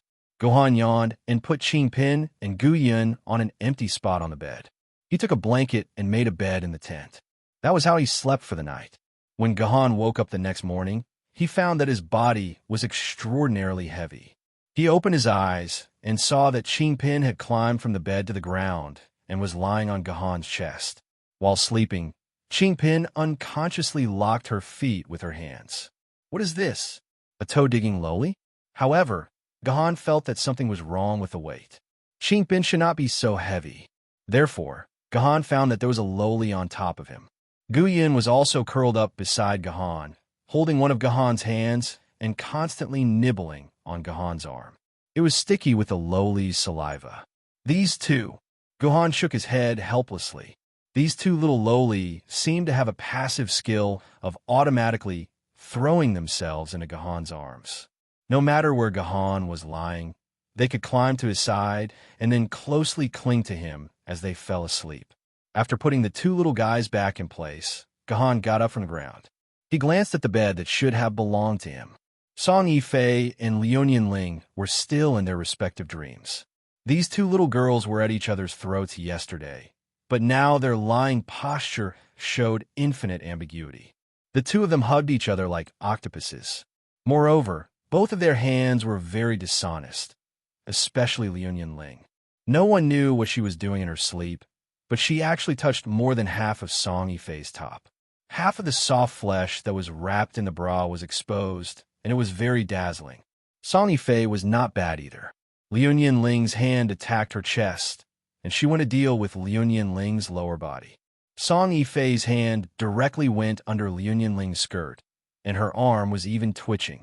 No one knew what interesting thing she was doing to Liu Ling's absolute territory. Puchi! Puchi! Seeing this scene that was filled with the love of a lady, Guhan's breathing instantly became heavy.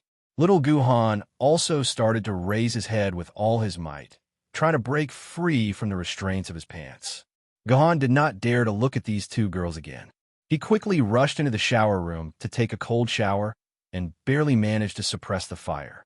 He did not even eat breakfast and left the tent as if he was fleeing for his life. Outside, he began to meditate and clear his meridians. He was trying to calm down the sword chi of the 3 green lotus swords by practicing the 9 swords of mysterious heaven. After such a period of recovery, around 80% of Gohan's meridians had recovered, and he had more or less recovered his previous fighting ability. However, what made Gahan feel helpless was that as the meridians of the 9 swords of mysterious heaven gradually recovered, the 3 green lotus swords of mysterious heaven had inexplicably improved a lot. He had obviously not practiced the green lotus 3 swords, but somehow it had improved by a lot. 2 of his meridians for the green lotus 3 swords had been unblocked, and there were only 3 meridians left for Guhan to master the first sword of the green lotus 3 swords. According to Gahan's estimation, if this continued, then it was very likely that within 3 months, the first sword of the 3 green lotus swords would automatically be mastered. Gahan really wanted to stop this uncontrollable training, but he was helpless. This was a process that could not be stopped. Practicing the 9 black heaven swords of mysterious heaven was just a prelude. As long as Gahan wanted to fight, then the 3 green lotus swords would automatically be practiced. Unless Guhan stopped fighting, then it would be impossible to stop the crazy momentum of the 3 green lotus swords. But this was impossible. No matter what, Gahan could not stop fighting. If he could not fight, then what was the point of fighting for the first half of his life? Fine. Gahan threw these things to the back of his mind. If he could not find a way to control him before he mastered the first sword of the 3 green lotus swords, then he could only let nature take its course. As a sword wielder, he never lacked women. If it really did not work, then he would just eat Maiden. She was just a piece of meat next to his mouth. Chapter 386. At noon, when the sun was at its highest, the howls of beasts suddenly came from the Yang fort, which was shrouded in a thick cloud of black smoke. It was not the howls of a single beast, but the howls of countless beasts at the same time. The howls were so loud that it seemed as if the entire earth was shaking. Oh no, Yuan Ko is making a big move. Hurry up and report this to the base city. The captain of the scouting team, who had risked his life to lurk around the black smoke, was so scared that his hair stood on end. He quickly reported the location of the Yang fort to the base city. The base city of Yuzhong immediately became nervous when they received the news. The sword bearers were all told to return to their homes or to their respective assembly points to await further orders. At the same time, another 5 scouting teams set off from their respective strongholds to scout around half of the Yang fort. However, the strange thing was that although the black smoke kept howling, there was no concrete movement. Even the roars stopped after more than 20 minutes, and the entire black fog returned to its tranquil state. Thus, the strange howling incident came to an end. In the next 2 days, there were no other movements from Fort Yiyang. However, this made Liu Lei and Zhu Wudao very vigilant. They added more sword bearers to the scouting team and started to patrol the entire Yuzhong city. Unfortunately, they found nothing. "Spare me, my lady. Spare me, my lady." A golden-furred monster with a bull's face and monkey's ears was sent flying by Qingpin's sword. It fell to its knees and started kowtowing desperately, begging Qingpin to spare its life. This was the 9th Yuan Ko that Qingpin had killed that day. After a good night's sleep, Qingpin fought under Gahan's pressure for the rest of the day. Any combat room that required a fight with a Yuan Ko would be handled by Qingpin. As a result, Qingpin used her teeth to leave dozens of deep bite marks on Gohan's body. However, on the other hand, Qingpin's combat ability had reached a very good level. For example, the little monster Little Diamond Wind, who had been singing "The King Called Me" to patrol the mountain, had been defeated by Qingpin by herself. Gahan had not given her any instructions at all. In terms of exam results, before entering the trial, Gahan would at most give Qingpin 5 marks for her sword skills. However, now, Gahan felt that Qingpin could at least get 70 marks based on the ancient sword maiden test paper. This meant that the child's talent in swordsmanship was extremely high. It was just that she was a little too lazy, which was why Guhan used such forceful methods to force her. "Yuan Ko, aren't you a memory fragment of His Majesty Jatian? If you want to leave, how can we stop you? Just admit defeat." Song Yifei sneered at Little Diamond Wind, who was kowtowing and begging for mercy. "That's right, Little Diamond Wind can run away on his own. Why should he beg for mercy?" The little monster finally realized that he did not need to beg for mercy. He could just admit defeat and leave. He scratched his head in frustration, and the cowl lice scattered all over his body. "I'm sorry. I'm used to it when I was a monster. It's just a habit. After saying that, Little Diamond Wind ran away like a puff of smoke. He really did run away like a puff of smoke. With Journey to the West as proof, whenever a monster wanted to escape, there would always be an explosion, followed by a puff of smoke, and they would escape. "I'll throw this." Song Yifei grabbed the die before Gahan could. Song Yifei seemed to be surprisingly fond of throwing dice and drawing cards. Ever since the 3 of them had formed a team, Song Yifei had taken care of everything. 6666666.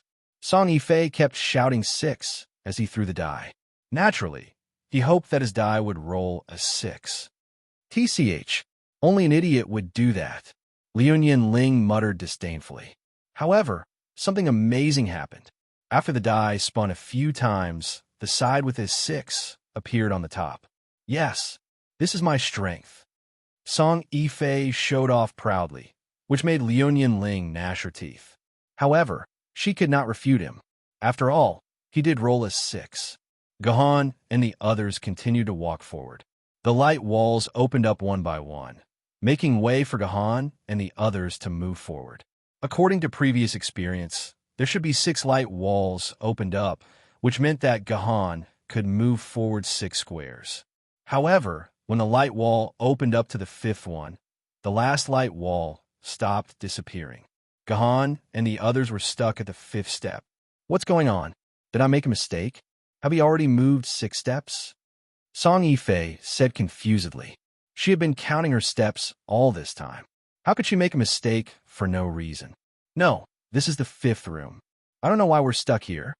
Liu Ling walked around the room, trying to see if there was anything unusual in the room.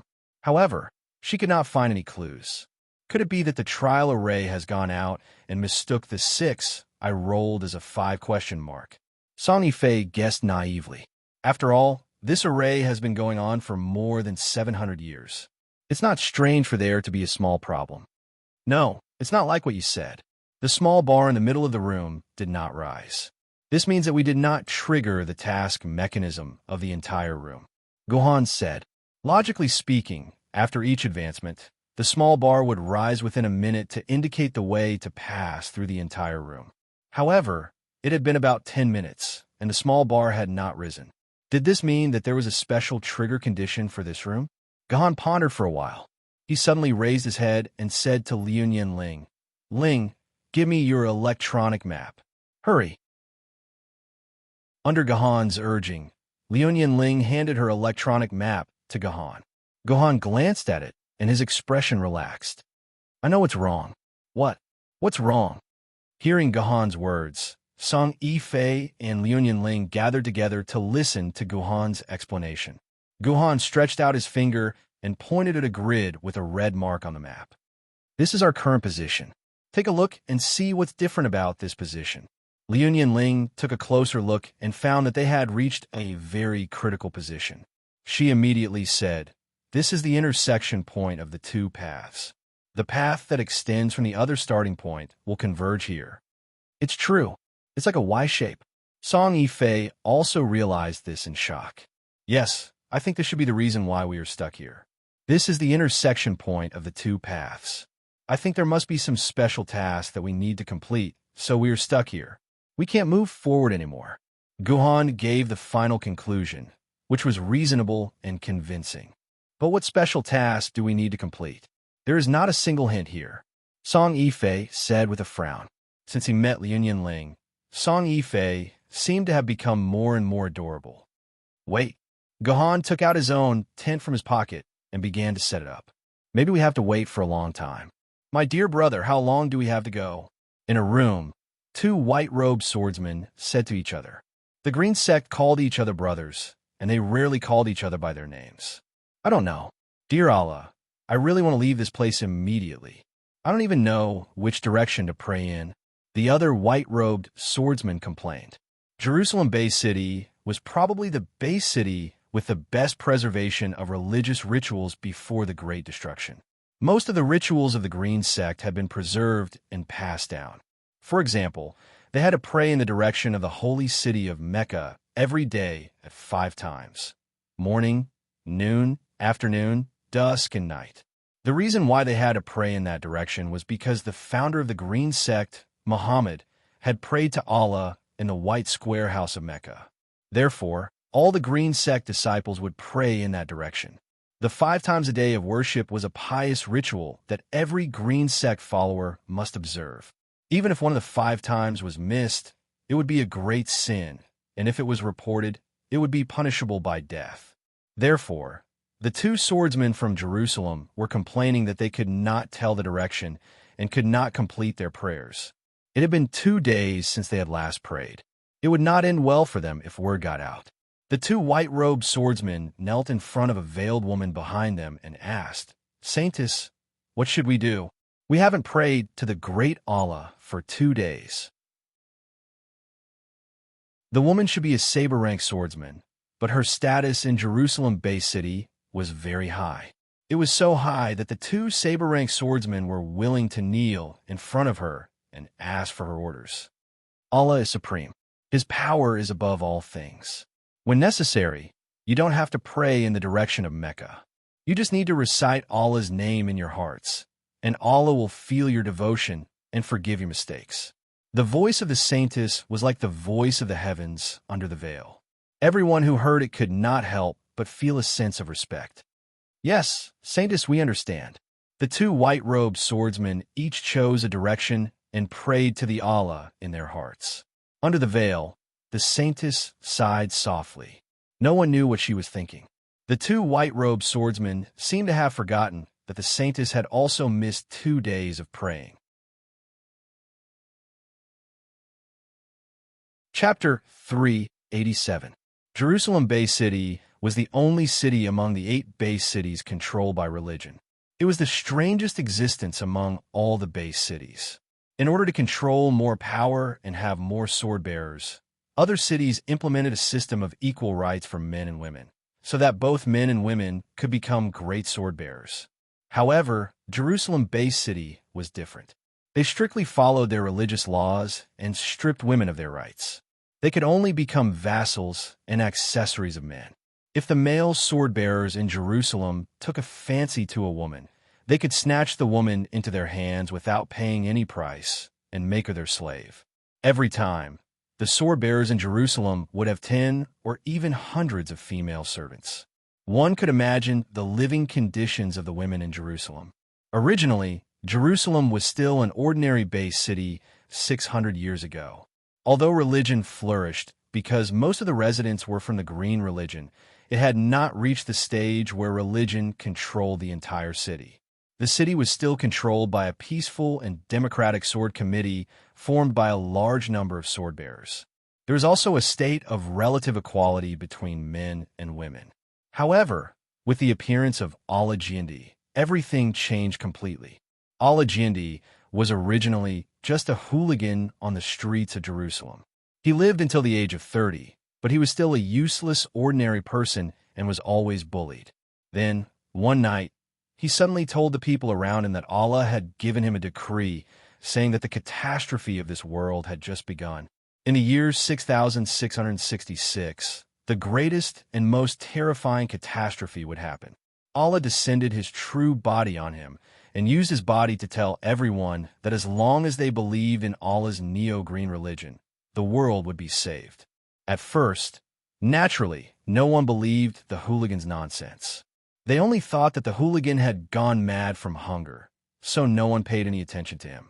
Allah Jindi preached for a total of 49 days without eating or drinking, but he only managed to gather 9 believers. 6 of them were insane. Then, on the 49th day, Allah Jindi suddenly announced that Allah's power had arrived. He would become a sword-bearer and protect all those who believed in him. As a result, on the day he said this, a bolt of lightning suddenly fell from the sky. An ancient sword-bearer descended from the sky and landed in front of Allah Jindi. Thus, Allah Jindi held the ancient sword in his hand and instantly completed the synchronization. He turned from a beggar to an ancient sword-bearer, and his ancient sword-bearer was the ancient sword-bearer of the 6 faiths of Jerusalem.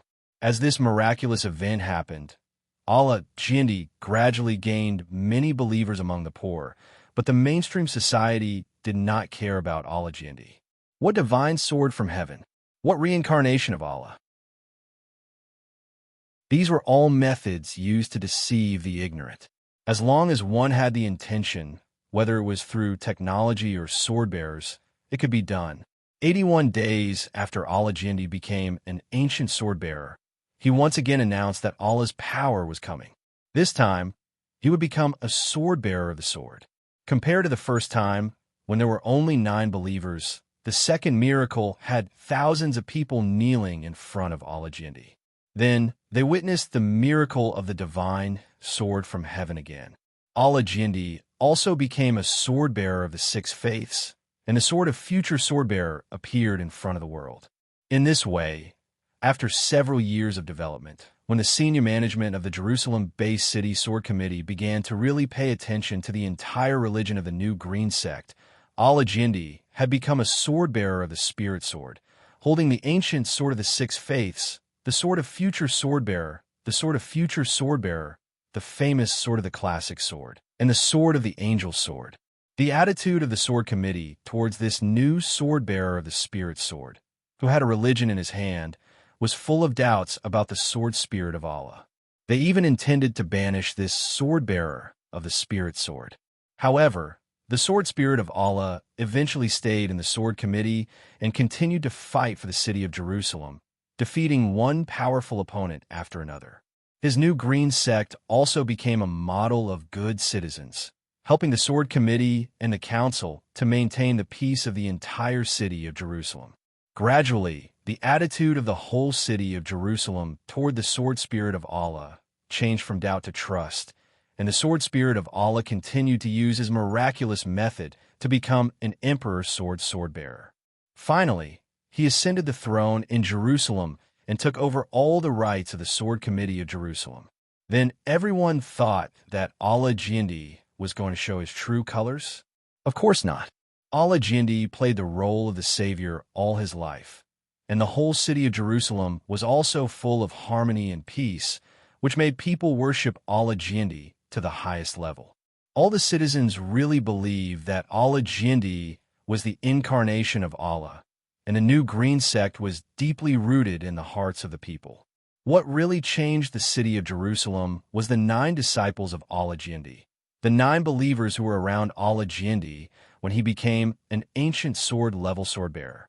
It was said before that 6 of the 9 believers were mentally ill, but these 6 mentally ill people all returned to normal when they followed Allah Jindi's teachings. When Allah Jindi ascended, all 9 disciples became immortal sword-level sword-bearers. Until now, except in the first 100 years after the apocalypse, no base city had been able to break this record and have as many as 9 immortal sword-level sword-bearers. It was the believers of these 9 immortal sword-level sword-bearers who began to bring Jerusalem into the abyss of religion, allowing religion to regain control of humans and fully revive the new green sect in Jerusalem. These 9 believers were also called the 9 saints by the people of Jerusalem, and they enjoyed the worship of the world together with Allah Jindi. The power structure of Jerusalem was similar to the structure of the Sword Council to some extent. Their highest authority was called the Council of Referees, and the chairman of the Council of Referees was called the Prophet, meaning the person who inherited the will of Allah Jindi. The 6 swords of Allah Jindi were called the 6 divine swords of faith by the city of Jerusalem. They were the sword of foresight at the ancient sword level, the sword of posterity at the treasure sword level, the sword of classic at the famous sword level, the sword of angel at the spirit sword level, the sword of prophet at the immortal sword level, and the sword of Allah at the emperor sword level. These 6 godly swords have been researched by countless historians and religious scholars. They had never appeared before the sword emperor of Allah, and no one knew the origin of these 6 godly swords. It was as if they really had descended from the heavens, appeared out of nowhere, and were bestowed by Allah. Therefore, these 6 swords became the highest sacred objects of the city of Jerusalem and the supreme tools to determine the prophet of the city of Jerusalem. Do you want to be the prophet of Jerusalem? It's very simple. You just have to synchronize with the sword of prophet. As long as you can synchronize successfully with the sword of prophet, then you can become a prophet. Some people asked, what if some immortal sword-level sword-bearers did not synchronize successfully with the prophet, but they synchronized successfully with the sword of Allah when they advanced? Could the prophet continue to be a prophet? Of course not. According to the law, the sword-bearers who mastered the sword of Allah were the true supreme leaders and prophets of Jerusalem. However, ever since Ra, sword emperor, the Ra sword had never been able to synchronize with anyone else. It had been lying quietly in the sword pavilion. Only the true savior, when the world is facing its greatest crisis, will the sword of Allah be born again and lead humanity to salvation. This was one of the core doctrines of the New Green Church, which meant that the sword of Allah would not be born until the moment of the greatest crisis in the prophecy of Allah Jinni 666 years later. Once the sword of Allah was born, the sword-bearer of the sword of Allah could lead humanity to salvation. Of course, this was a common tactic used by religions. The other base cities would turn their noses up at it.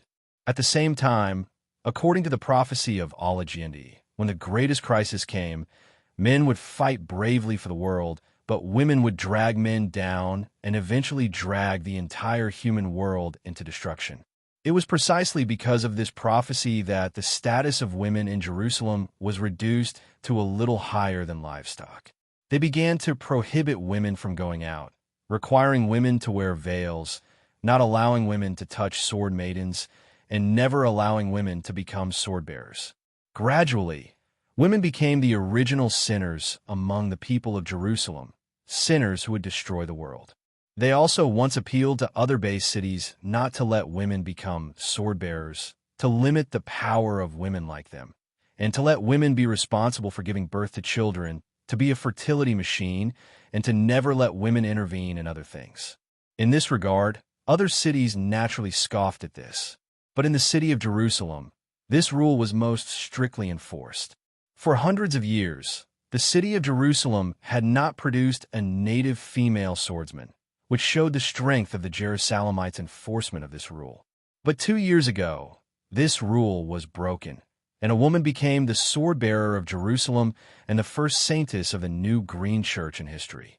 Because something earth-shattering happened to this woman. On the day when this woman had just turned 18, her father planned to sell her for 18,000 to a sword-bearer as a female slave. The sword of Chinding flew out of the sword pavilion and fell from the sky, just like Allah Jinni back then, taking the initiative to become this woman's sword-bearer. A year later, when this woman's sword element broke through 1,000 points, the sword of Chinding also forcibly broke free from the protection of countless people, descended on this woman's head, and took the initiative to become her sword-bearer. In this regard, the entire Jerusalem Inquisition argued for a whole year, and finally passed a resolution to confer this woman as the saintess of the new green church, and declared that she was the female slave of Allah. Yes, the saintess was still a female slave, but she was the female slave of Allah, which did not conflict with the doctrine of the new green church. It was perfect. Chapter 388. They're here. Gahan, who had been meditating outside the tent, slowly opened his eyes. He had been waiting in the room for 5 hours. The peace in the room had finally been broken. What's here? Song Yifei came out of the tent and saw that the wall of light on one side had disappeared. 3 white-robed swordsmen walked over from the other side. Song Yifei had never seen anyone dressed like that. Due to the ethnic conflicts, Jerusalem was not well received by the other cities.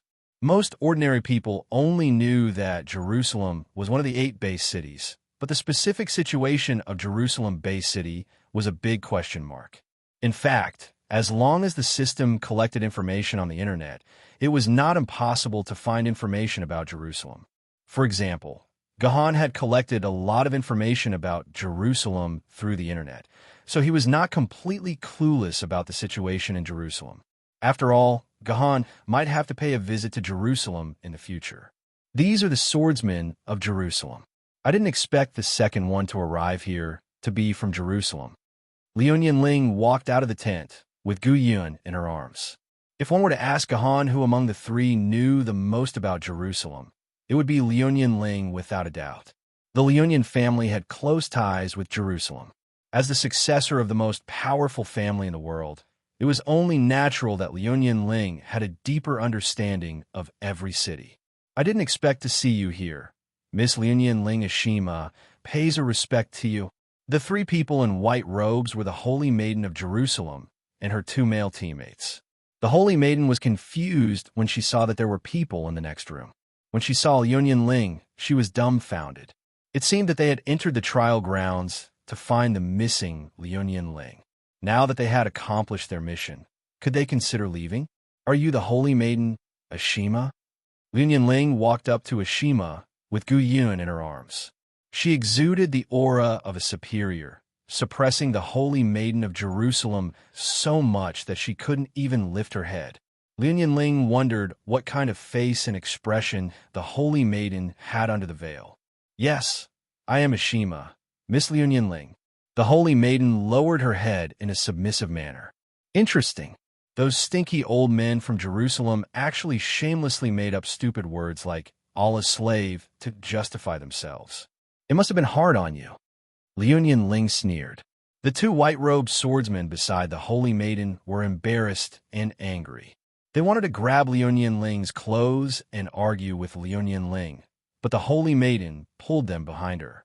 Miss Liu Ling, you're wrong. Ashima is indeed Allah's slave. Ashima will serve Allah for the rest of her life. Ashima said in a pious tone, as if she really was Allah's slave. "Oh, you're so willing to be that Allah's slave." Lin Ling pondered for a while, then suddenly asked seriously, "What if you're not wrong, but Allah wants to whip you?" A slave should bare her chest and accept Allah's whip. It's a slave's fortune to be able to receive Allah's love with her lowly body, Ashima said meticulously. Ashima spoke meticulously, and the radiance of devotion on her face could almost be seen through the veil. What if there's no water around, but Allah wants to wash his feet? Liu Ling continued to ask. As a slave, I should use my lips and tongue as a towel to lick away all the dirt and dust that the true Lord has added. Ashima answered without hesitation, as if the answer came from the bottom of her heart. What if there's no spittoon around, but Allah wants to spit? Liu Ling continued to ask. A slave should use her body as a spittoon and her throat as a mouth to receive Allah's holy spit. Damn, Gahan, what's wrong with that Liu Ling? Why would she ask that woman such disgusting questions? I can't stand it. Just hearing these questions makes me feel disgusted. Song Yifei said to Gahan with a displeased expression. The conversation between Fleeting Time Ling and Ashima had crossed the bottom line of human humiliation. To think that the two of them were able to conduct their conversation in such a serious manner, and that the people who heard their conversation could see a hint of holy light emanating from their bodies. Gahan, is this woman really the Liu Ling who had a heated argument with me just now? Why do I feel like I don't know her anymore? Her persona has changed too fast. Song Yifei continued to complain. Also, why do I feel like this Liu Ling is like that saintess master? It seems like that saintess is very afraid of Liu Ling. Isn't she the saintess? The noblest woman in Jerusalem? Why does it seem like that woman owes Liu Ling a lot of money? It's not a matter of money. Guhan shook his head. Back then, Kanzu built a total of 3 base cities, and Jerusalem was one of them. The Liu family had natural sovereignty over Jerusalem, and the prophets of Jerusalem were all very respectful to the Liu family. I see. According to what you've said, this Liu Ling is actually this saintess landlord. Song Yifei made a very incisive conclusion. At the same time, the interesting conversation between Liu Ling and Ashima reached its last sentence. Liu Ling asked Ashima a total of 10 questions, all of which were disgusting and challenging the limits of human dignity. In the end, the saintess answered all of them, from eating shit, swallowing phlegm, to sitting on a meat stool and decorations. Compared to the saintess answering all of the questions, Song Yifei admired Liu Ling even more for being able to ask all of them. If it were Song Yifei, she probably wouldn't even be able to ask a single question. Lady Saintess. The other 2 sword-bearers looked at Ashima with admiration in their eyes. The saintess was too pious. Only such a woman was worthy of being the slave of the Almighty God. Very well, your God will like you. Liu Ling smiled at the saintess, then left Ashima and returned to Gahan's side. Phew! The saintess let out a long sigh of relief. It felt as if she had passed an important interview. At this moment, the room began to change. The small bar counter that had never appeared before rose from the ground for the first time. Gahan walked up and looked at the notification on the counter. His expression didn't change at all, as if he had already guessed the mission of this room. Come and take a look, Saintess. You're Saintess. Guhan gestured for Ashima to take a look at the notification on the small counter. Thank you. Ashima nodded at Gahan respectfully. Although she didn't know who Gahan was, she shuddered at the sight of Liu Ling standing behind Gahan with a gentle and considerate expression. How terrifying must this man be to be able to subdue such a terrifying young lady like Liu Ling? Ashima walked over to the small counter with light steps. She glanced at the notification on the counter and furrowed her brows deeply. This was what was written on it. Only the courageous will emerge victorious. The mission of this room will only be unlocked when 2 teams gather at this meeting point. The 2 teams that arrive at the room first must fight to decide who can move forward. The team that surrenders first or loses the ability to fight will be deemed to have lost. Group battles are not allowed. Only one-on-one battles are allowed. The winner will be able to move forward while the loser must stay and wait for the next team to arrive at the meeting point. If the loser stays for more than 7 days, it will be declared a complete failure and the team will be automatically teleported out of the trial. The notification was very detailed and clear. It was very simple. It was a battle between Gahan and the Saintess. The winner would continue to move forward while the loser would wait for the next opponent. In fact, not long after entering the room, Gahan had roughly guessed the routine of this room. Hence, he had been meditating with his eyes closed while waiting for his opponent to arrive. On the other hand, Ashima's side wasn't calm. She turned around and whispered something to her 2 companions behind her. Ashima walked out and bowed to Liu Ling. Respected Miss Liu Ling, Jerusalem doesn't dare to make an enemy of you. We are willing to surrender. Please leave with your companions. You're surrendering just like that? Song Yifei, who was a little worried that she would be a burden to the team due to her lack of experience in fighting a sword wielder, suddenly realized that her team had won so easily. She pinched the soft flesh on Gahan's waist in disbelief and asked in a daze, "Yes, we are willing to surrender." "Please leave first, Miss Liu Ling," Ashima confirmed once again. "All right, let's go." Gahan was not like the main character in a movie where he had to fight to be happy. Since he could win without fighting, what was wrong with that? Gahan was more than happy to oblige. Hence, Gahan planned to leave the room with his 2 companions. "No, I don't want to leave like this." Suddenly, Liu Ling grabbed Gahan's hand and looked into Gahan's eyes. "I can't win like this, especially when the opponent is a B** starred from Jerusalem." All right. It took Gahan less than a second to complete his thought process. He was able to win without fighting because of Liu Ling. Since Liu Ling did not want to win in this way, he would use absolute strength to clear the path for himself. After all this time, it was still the main character's plot.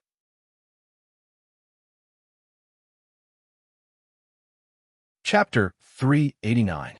Ashma was not surprised to hear that Fleeting Time Rin had chosen to fight instead of winning the battle that was already within his grasp. It would be a miracle if Liu Ling would accept such a victory. The people of the Liu family would never accept such a victory, not to mention a victory from the Jerusalemites.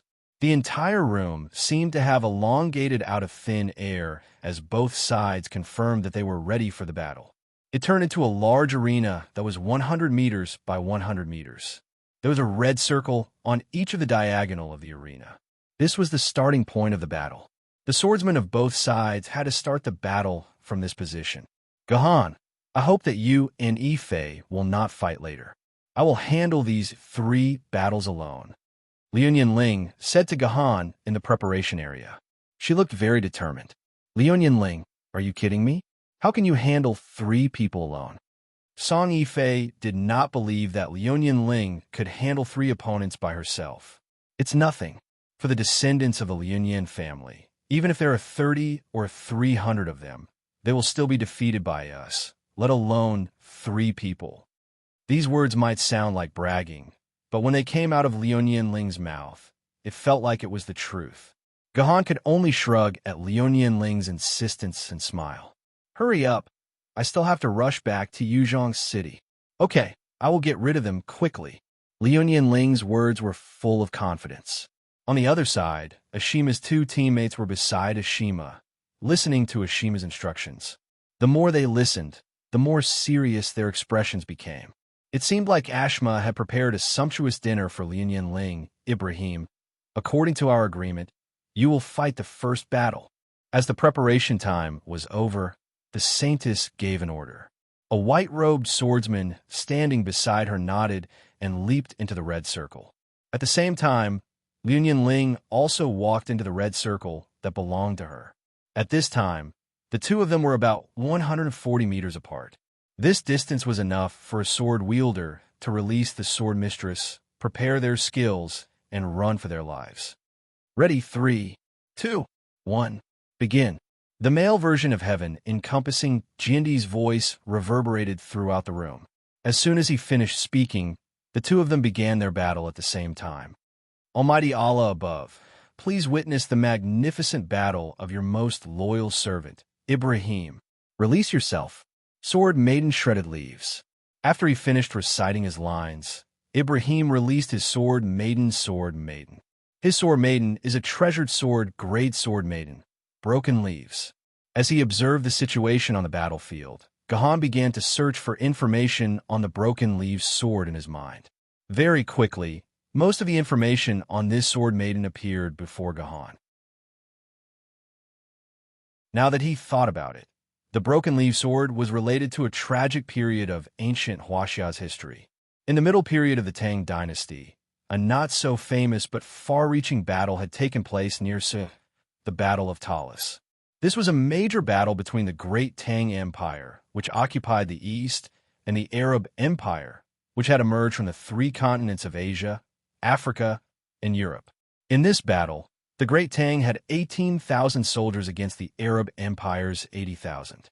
Although the Great Tang soldiers fought valiantly, with a casualty rate of 1-3, the total number of soldiers participating in the battle was only 1/5 that of the Arab Empire, and in the rear of the Arab Empire, there were still 200,000 cavalry ready to move.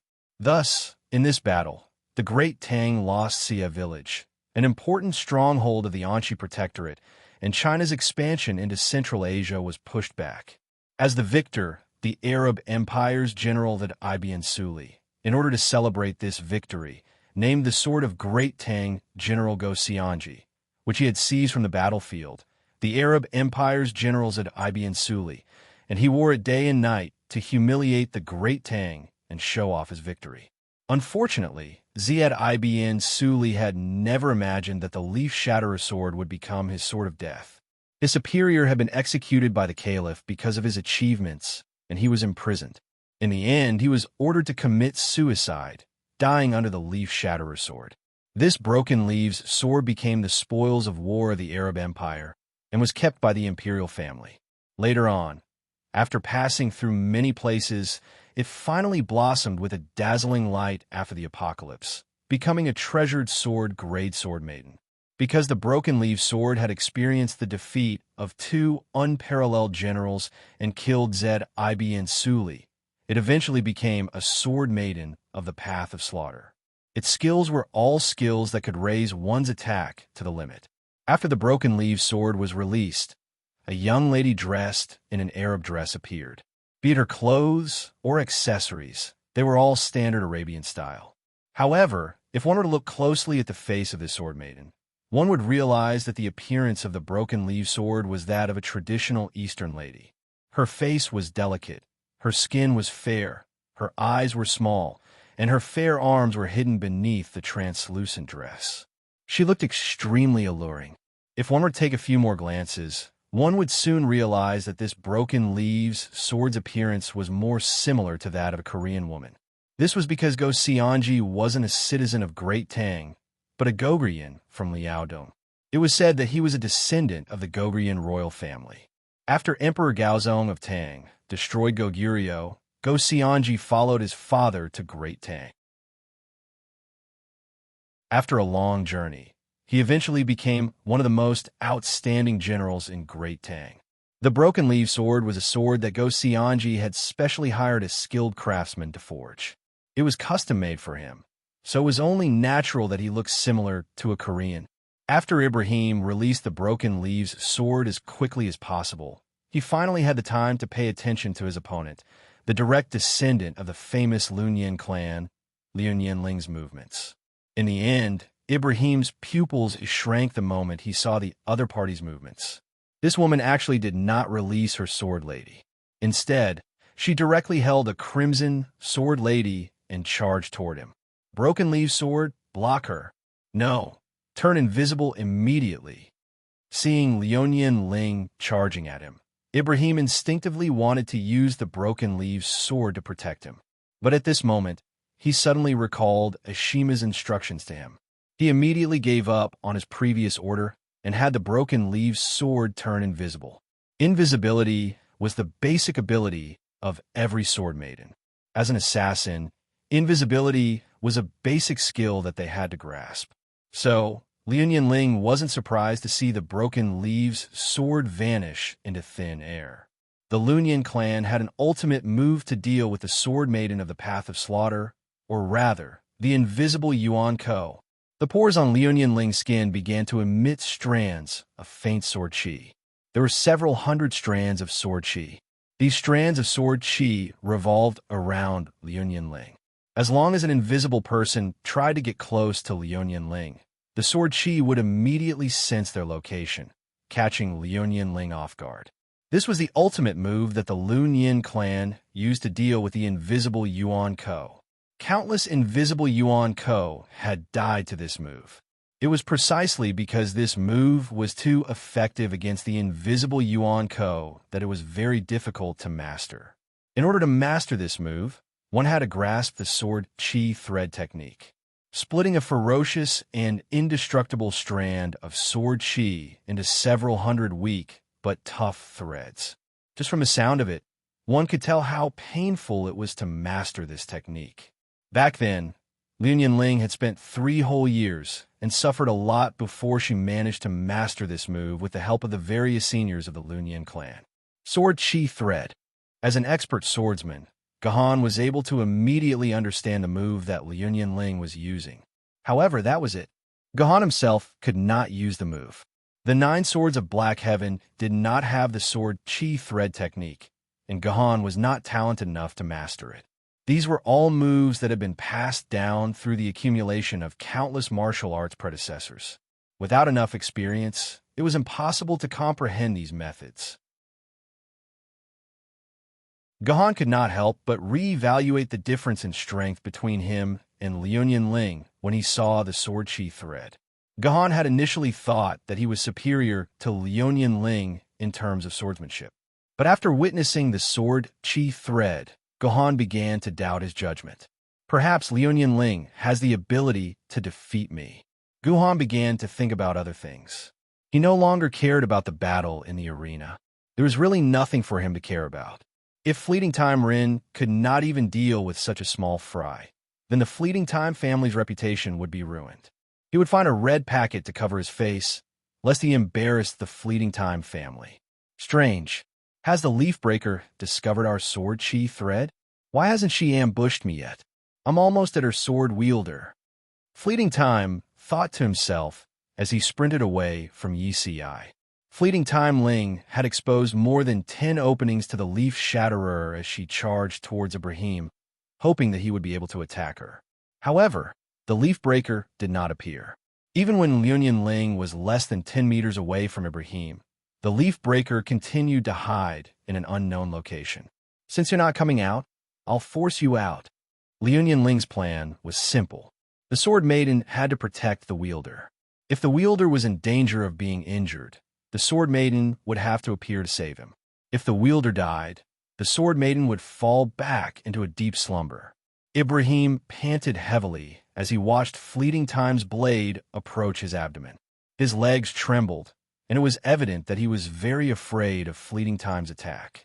However, he still chose to reject Fragmented Leaf Sword's request for the 5th time in an attempt to save Ibrahim. He's not dodging at all. The Leaf Breaker was less than a meter away from Liu Ling's abdomen. It was as if he was going to let Liu Ling stab him. His abnormal behavior alerted Liu Ling. She could sense that Fleeting Time was plotting against her.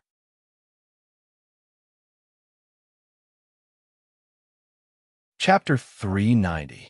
You've got guts, but it's a pity that you don't have a brain. Liu Ling sneered. She casually swung the Yi Xian sword in her hand and stabbed Ibrahim. Huge ripples instantly appeared on Ibrahim's personal shield, and cracks extended outwards from middle. This meant that Ibrahim's personal shield had less than 20% of its energy left. Liu Ling had only used one strike to break through more than 80% of the personal shield of an opponent of the same level. This was truly a terrifying figure. So powerful. Is this the strength of the successor of the world's #1 family? Ashma, who had witnessed the strike from outside the arena, could not help but mutter to herself. In a battle between sword bearers of the same level, It would take at least 10 strikes to reduce the energy of the opponent's personal shield to less than 20%, even if the strike was aimed at the opponent's vitals. Moreover, this was between two sword bearers with similar sword elements. As far as Ashma knew, Liu Ling's innate sword element was not outstanding among the direct descendants of the Lunyan family. It should be around 1,500 quarks. She had just turned 18 a month ago, and she had been trapped in this trial formation for 2 weeks. Even if she had been fighting Yuan Shun with all her might for the past half a month and absorbing their sword essences, it was impossible for her sword essence's value to exceed 3,000 quarks. However, Ibrahim had already been a treasure sword bearer for more than 2 years. When he returned to Lengthen 5 days ago, his sword element had already reached 10,460 quarks. Originally, he was going to coordinate with the famed sword rank sword lady on the same day. But after hearing about the trial formation, he gave up on the idea of obtaining a famed sword rank sword lady and came to the trial formation. After all, this formation only allowed sword bearers who were at the level of treasured swords to enter. If Ibrahim were to succeed, he would lose the chance to enter the formation. Therefore, the sword element in Ibrahim's body should be more than 2 times more than Liu Ling's, and his personal shield should be more than 3 times thicker than Liu Ling's. This was no longer a contest of orders of magnitude, but why? Why could Liu Ling destroy 80% of Ibrahim's shield energy with a single strike? What exactly happened? Wait, the sword lady in Liu Ling's hand was not a treasure sword. At this moment, Ashma finally realized that the sword lady in Liu Ling's hand was different. The scarlet sword lady in Liu Ling's hand seemed to be the legendary Yi Xian sword. It's actually the Yi Xian sword. The Yi Xian sword has actually appeared again. A hint of panic flashed through Ashma's eyes under the veil. The sword in Liu Ling's hand was actually the Yi Xian sword. Hadn't that sword been destroyed by the Liu clan's ancestor? Why had it appeared again? If it's the Yi Xian sword, then everything can be explained. After all, the Yi Xian sword is the Liu clan's origin sword. That was what Ashma thought. However, the situation on the battlefield changed drastically again. When Liu Ling easily destroyed 80% of Ibrahim's shield energy, the sword chi network around Liu Ling's body moved. Someone was approaching Liu Ling at high speed. You're finally not a coward anymore. The only one who could approach Liu Ling was naturally Ibrahim's leaf breaker. The sword lady could no longer watch her wielder get attacked by Liu Ling like this. She circled to Liu Ling's back and attempted to assassinate Liu Ling. Liu Ling naturally wouldn't let the leaf breaker's plan succeed. The moment she sensed the leaf breaker, she was already prepared to counterattack. Her blade was no longer aimed at Ibrahim. Instead, she swung her hand horizontally and slashed at an empty spot in the void. Even though she couldn't see the leaf breaker's movements, Liu Ling was certain that the leaf breaker's body would definitely appear there. She had no other choice. Liu Ling, don't forget that I'm still here. Ibrahim suddenly shouted and lunged forward, using his body to charge at Liu Ling's Yi Xian sword. You're courting death.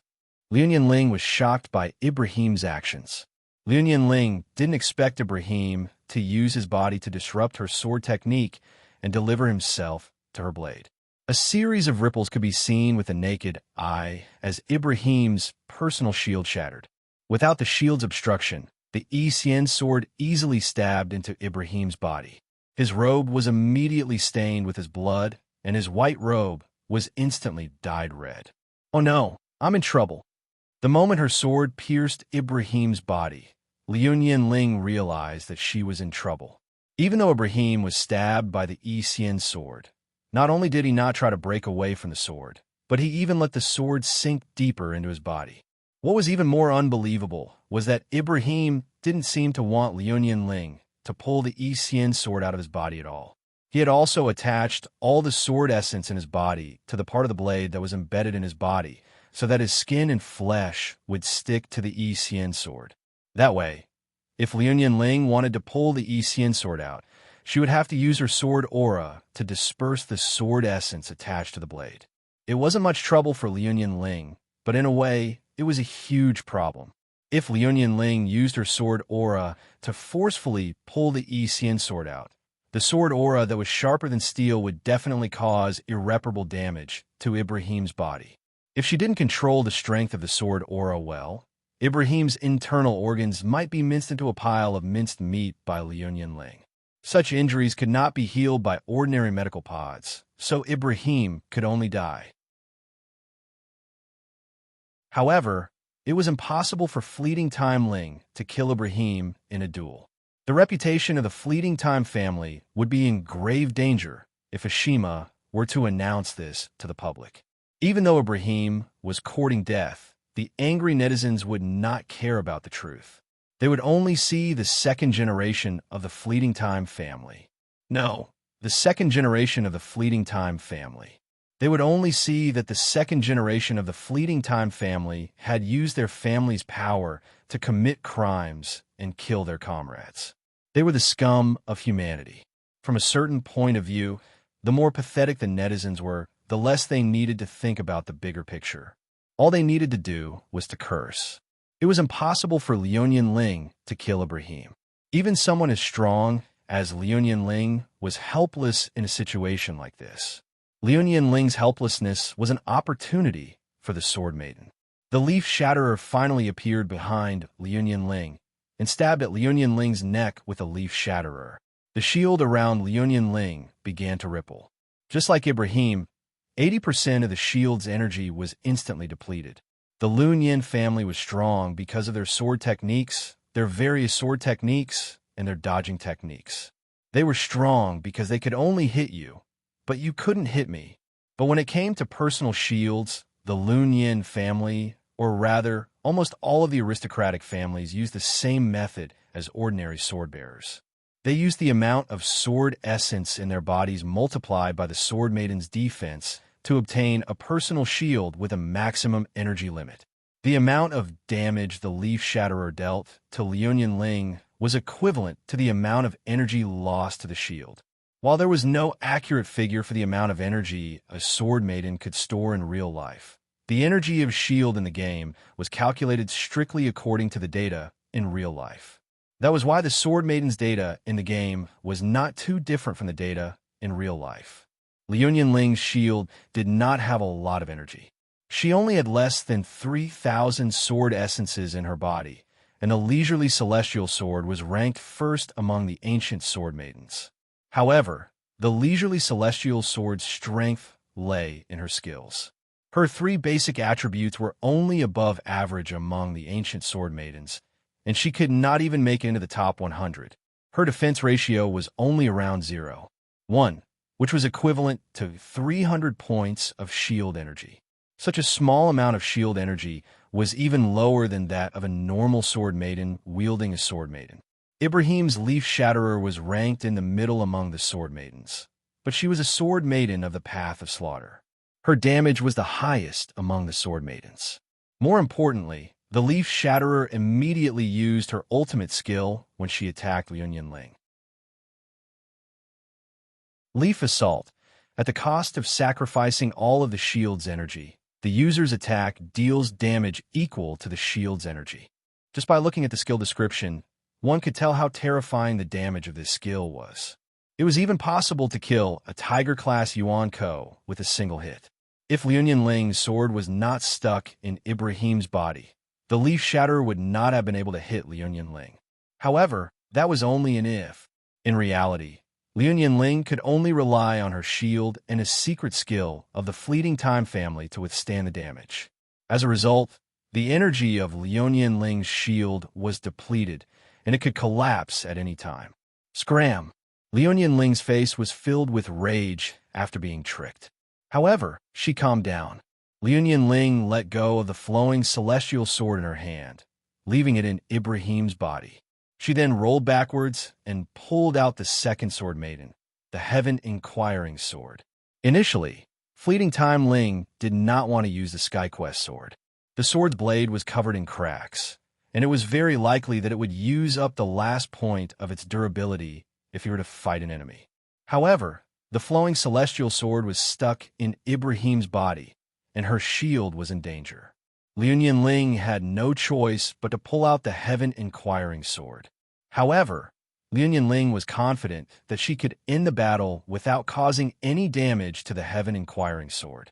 Heaven-inquiring sword. Ashma's eyes lit up, and she immediately said something to Ibrahim, who was still bleeding on the stage. When Ibrahim heard what Ashma said, his pained face immediately relaxed.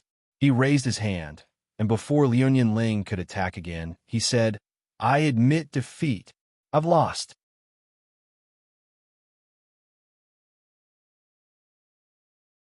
Chapter 391. "Let me do it," Gahan whispered to Liu Ling as soon as the battle was over.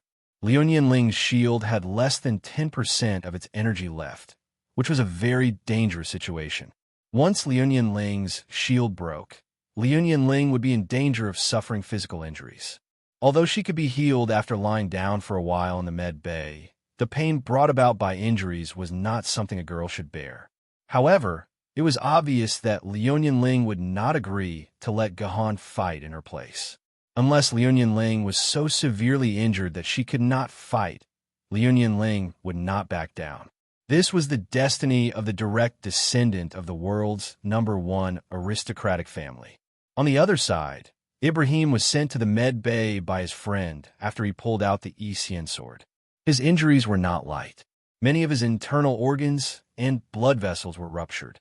If he did not enter the med bay, he would die in the ring in a few minutes. After Ibrahim was placed in the med bay, another white-robed swordsman jumped into the ring without hesitation. He pointed his sword at Liu Ling's nose and said proudly, "Miss Liu Ling, I, Abdul, would like to learn from you.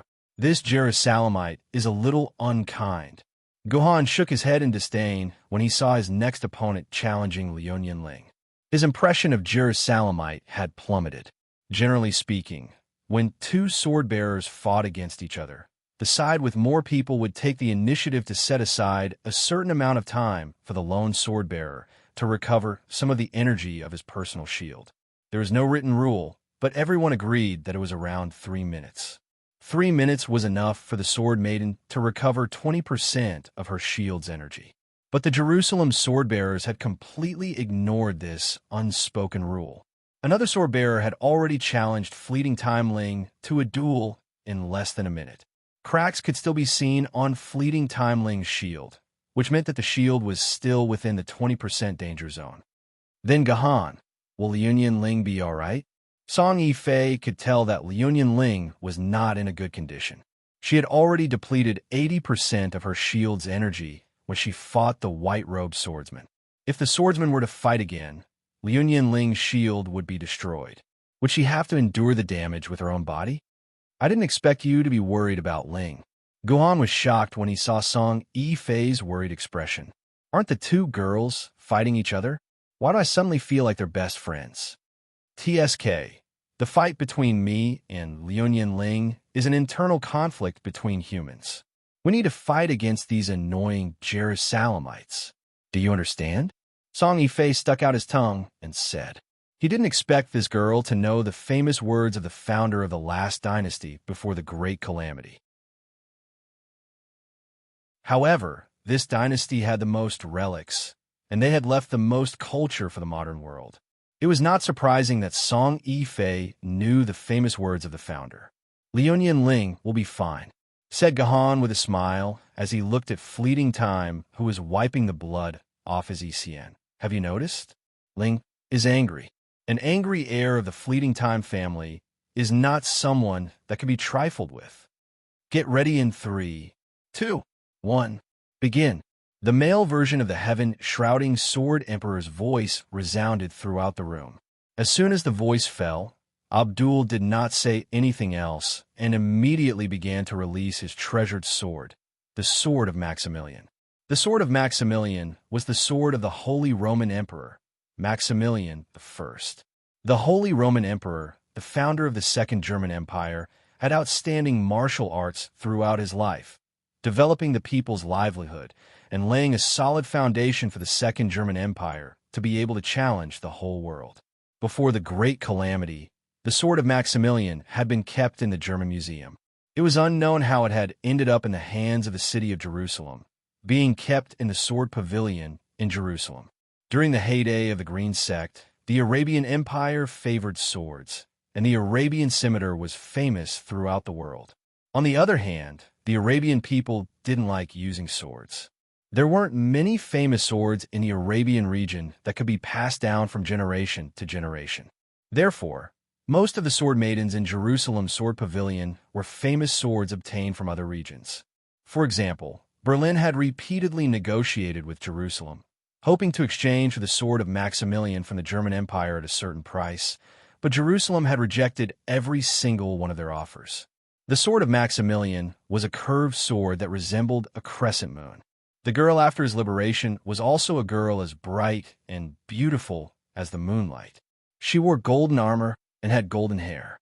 There was also an ahogue on her head that stood up. Upon closer inspection, Guhan could actually see a trace of Artoria's shadow in her. Abdul's mind kept recalling Ashima's instructions. Liu Ling's personal shield is about to collapse. As long as you can break it, I will be able to shatter the pride of the young lady of the Liu family. I will make her understand that our great Allah is the supreme existence in the world. Even her ancestor, the Kinzu, was only a servant of our Allah. But we won't use the same trick again. The Liu family won't fall for it a second time if we use Ibrahim's method of exchanging injury for injury. She will definitely use the most vicious sword technique to deal with you. This is the key to our victory. Later, you will let Maximilian do this. Abdul felt his balls ache at the thought of this. The Saintess was indeed a masterful strategist. Abdul believed that fleeting time would definitely fall for the Saintess trap. But wouldn't that be a little too much of a price to pay? Ibrahim was already in the medical bay, and Abdul's problem was probably not something that could be solved by entering the medical bay. Although Abdullah was extremely unwilling in his heart, he, who had been deeply educated by the new Green Sect, was powerless and had no intention to oppose the Saintess's intention in battle. He could only carry a fearless spirit and begin this battle that was destined to doom him. Maximilian did not rush to attack like he did with the Leaf Shatterer. Instead, he stood still and threw a circle of light at himself every few seconds. Every time he threw a circle of light, he could feel Maximilian's personal shield grow a little heavier. This is Maximilian's advanced skill, the Sacred Angel's Whisper. It can be stacked a total of 8 times, and each stack will increase the personal shield's energy by 10%. Guhan retrieved Maximilian's information from his personal terminal instead of his own memory. There were tens of thousands of sword maidens in the world, and it was impossible for Guhan to remember all of them. Maximilian's sword was not a powerful sword maiden among the treasured sword maidens. It was ranked in the middle, and it was a Western sword maiden, so this sword maiden had not entered Guhan's memory. Guhan carefully read all the information about this sword maiden and found that all 4 of her skills were related to defense. She was the most thorough and orthodox defensive sword maiden. This kind of sword maiden could protect her teammates in a team battle and create an environment for the other sword maidens to attack. This kind of meat shield sword maiden had the ability to change the entire situation in a team battle. But in a one-on-one battle, this kind of sword maiden was very weak. No matter how high her defense was, Liu Ling could still grind her to death. Moreover, Liu Ling did not intend to grind her to death. Liu Ling stretched out a finger and lightly flicked the blade of the Yi Xian sword, as if flicking a melon in the head. The tip of the Yi Xian sword shot out a ray of light. The ray was actually a sword aura, but it was not like Guhan's sword aura, which existed in the form of a sword aura slash. Instead, it hovered in the air and condensed into the shape of a sword. The sword aura used by normal sword wielders, such as Guhan's, was sharp and purely used to slash. It was the kind of sword aura that dragged a long tail on the ground as seen in anime. This was a normal sword aura. Generally speaking, such sword aura could only be seen in the form of a gas. If it lasted too long in the air or attacked an enemy, it would dissipate and become ordinary air. But Liu Ling's sword aura was different. Her sword aura flew out of the Yi Xian sword one after another, and to the naked eye, it did not look like a gas at all. Instead, it looked like a solid sword, as if it was a replica of the Yi Xian sword. What was more shocking was that the first sword aura that appeared had lasted in the air for more than a minute, but it showed no signs of dissipating at all. In fact, it was even more solid than when it first appeared. For a whole 3 minutes, both sides did not engage each other. Instead, they were constantly preparing their skills. Maximilian kept casting Holy Angel's Whispers on herself. After stacking the skill 8 times, the energy of her personal shield had reached 15 times, and her resistance to attacks increased exponentially. On the other side, 10 solid swords of light appeared beside fleeting Timeling. Each of the swords of light emitted an aura that struck fear into the hearts of his opponents. This is the 100 million sword technique of the Leonian clan. Ashma's voice trembled when he saw the light swords. The 100 million sword technique of the Leonian clan was famous for its power. It was known as the best sword technique in the world. It was a sword technique that made every Yuan Ko and every sword wielder despair. It was a legend that lasted for 1,000 years. But now, this legend was going to be broken by Ashma. The direct descendant of the Leonian clan was going to be defeated by the Supreme Saintess. Long live Allah! Ashma prayed sincerely for the first time.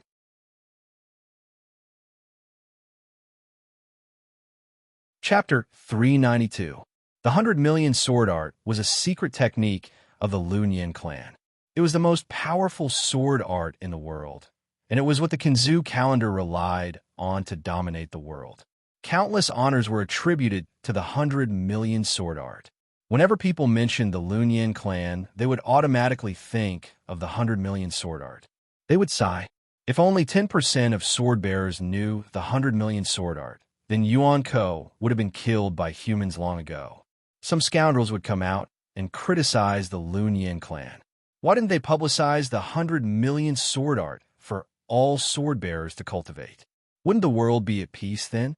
The Lunyan clan was a bunch of shameless people who were stingy for the sake of their own status. The people who would say such things were probably idiots who had never been educated. It was clearly written in the history textbooks that in the 100 years after the Great Destruction, both the Sword Ancestor calendar and the 2 generations of the Sword Ancestor's descendants had selflessly offered the 100 million sword art to the general public in an attempt to let them learn the 100 million sword art and save the human race. However, the reality was tragic. Apart from those who had the Lunyan calendar's bloodline, no one else could learn the 100 million sword art. Whether it was an ordinary person, a sword bearer, or a talented sword immortal like Jindi, they couldn't cultivate the 100 million sword art as long as they didn't have the Lunyan clan's bloodline. It was as if it was made for the Lunyan clan. Even Jatian Jindi didn't say anything after studying the 100 million sword art. He turned around and left, never mentioning the 100 million sword art again. Obviously, even Jatian Jindi couldn't cultivate this peerless technique passed down by the Kinzu calendar. Moreover, the Lunyan clan had a requirement for the Lunyan clan's bloodline. Once it was lower than a certain threshold, even someone from the Lunyan clan wouldn't be able to cultivate the 100 million sword art. Furthermore, the Lunyan clan had a thin bloodline. Most of the time, they only had one descendant. Therefore, there were no more than 3 people in the Lunyan clan who could cultivate the 100 million sword art. There was once an incident that caused the Lunyan clan to lose face. One of the successors of the Lunyan clan lived to the age of 24, but he could not cultivate the billion sword art. At first, all the elders and officials of the Lunyan family were terrified. Had the Lunyan family's bloodline become so thin? Could it be that the myriad sword technique would no longer exist in the world? That would be a huge disaster for mankind. The father of this direct descendant, the family leader of the Lunyan family, had been depressed because of this matter. He had desperately drunk himself to the point where his corpse was lying on the ground. A female swordsman passing by had picked it up and given it a good beating. When he woke up the next day, the patriarch found out about this ridiculous matter and left the female swordsman with an ashen face. He was a man famous for loving his wife. Apart from his wife, he had never touched any other woman. He was the perfect model of a good man. In the end, 10 months later, the female swordsman came with a child.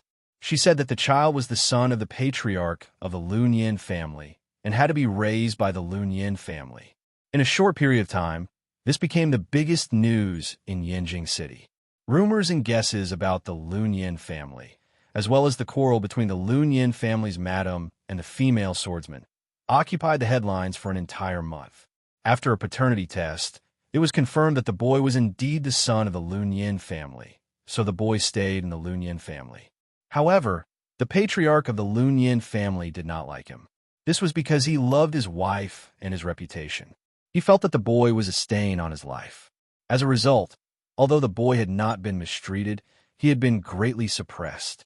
From the time he was born until he was 18, he had not cultivated a single technique from the Lunyan family. He had not received any resources from the Lunyan family. What he had received was not even as much as a servant. Things took a turn for the better when he was 18. Although his father was unwilling, according to the rules of the Sword Council, the boy was given the opportunity to synchronize with an ancient sword. On his birthday, he successfully synchronized with the symbol of the Lunyan family, the Xian sword. The boy's actions attracted the attention of the entire Lunyan family. The fact that he could synchronize with the Xian sword meant that the boy's bloodline was very thick. At the very least, it was much thicker than his older brother's bloodline, who was already 42 years old but was still a treasure sword wielder. Gradually, the Lunyan family began to call for the boy to join the Lunyan family. However, these calls were suppressed by his father and stepmother. Although he had become an ancient sword wielder and obtained the Xian sword, the boy still could not obtain anything from the Lunyan family. Although he had become an ancient sword wielder and obtained the Xian sword, the boy still could not obtain anything from the Lunyan family. As a result, the boy became angry. He decided to leave the Lunyan family and break all ties with the man who treated him like dirt. He would go out on his own and establish a family that was even stronger than the Lunyan family. According to the following development, the young master of the Lunyan family should have had many fortuitous encounters and made many powerful friends. In the end, he would become an emperor sword wielder and proudly return to the family to humiliate his father, who treated him like dirt. Unfortunately, the plot did not develop like that. When the boy packed his things and planned to go out on his own, the Lunyan family's mountain gate was breached.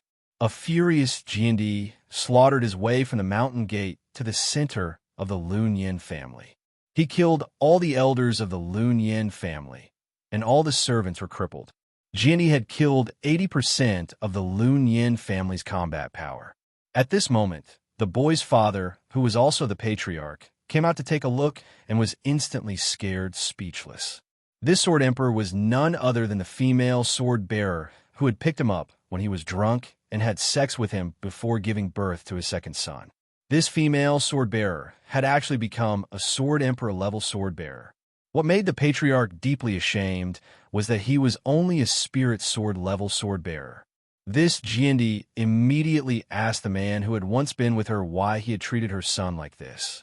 Back then, she had felt that the Lunyan family would be able to raise her son better, which was why she had reluctantly given him to the Lunyan family.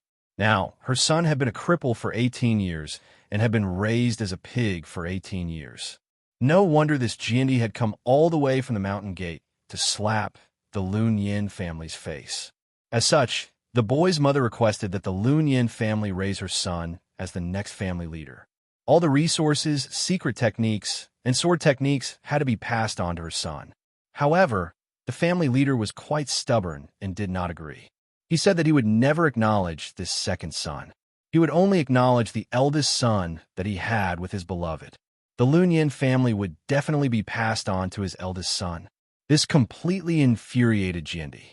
He wreaked havoc in the Lunyan family again, forcing out two of the family's old retainers. These two old retainers were said to have fought alongside Kinzu. Their seniority and prestige in the Lunyan family were frighteningly high. They normally did not come out, but this Jindy had wreaked too much havoc. He had almost damaged the Lun Yin family's bloodline. So these two old retainers had no choice but to come out. As such, these two old retainers started to mediate. They first fiercely scolded the family leader, saying that the Lun Yin family should treat everyone equally. Since he was a direct descendant of the Lun Yin family, he had the right to learn the Lun Yin family's techniques. Afterwards, they called over the family leader's two sons and had them compete. Whoever won would become the family leader's successor. At this point, everyone could tell that these two old retainers were siding with the family leader. This was because the second son had only just become an ancient sword-tier sword wielder, while the eldest son had been a treasure sword-tier sword wielder for more than 20 years. He had also learned the Lun Yin family's peak sword techniques and secret techniques. No matter what, the eldest son should have been the winner, not the second son who knew nothing. In the end, something laughable happened. In less than 3 minutes, the eldest son was beaten to the ground by the second son, and he was covered with injuries. No one had expected that the second son had actually mastered the 100 million sword art.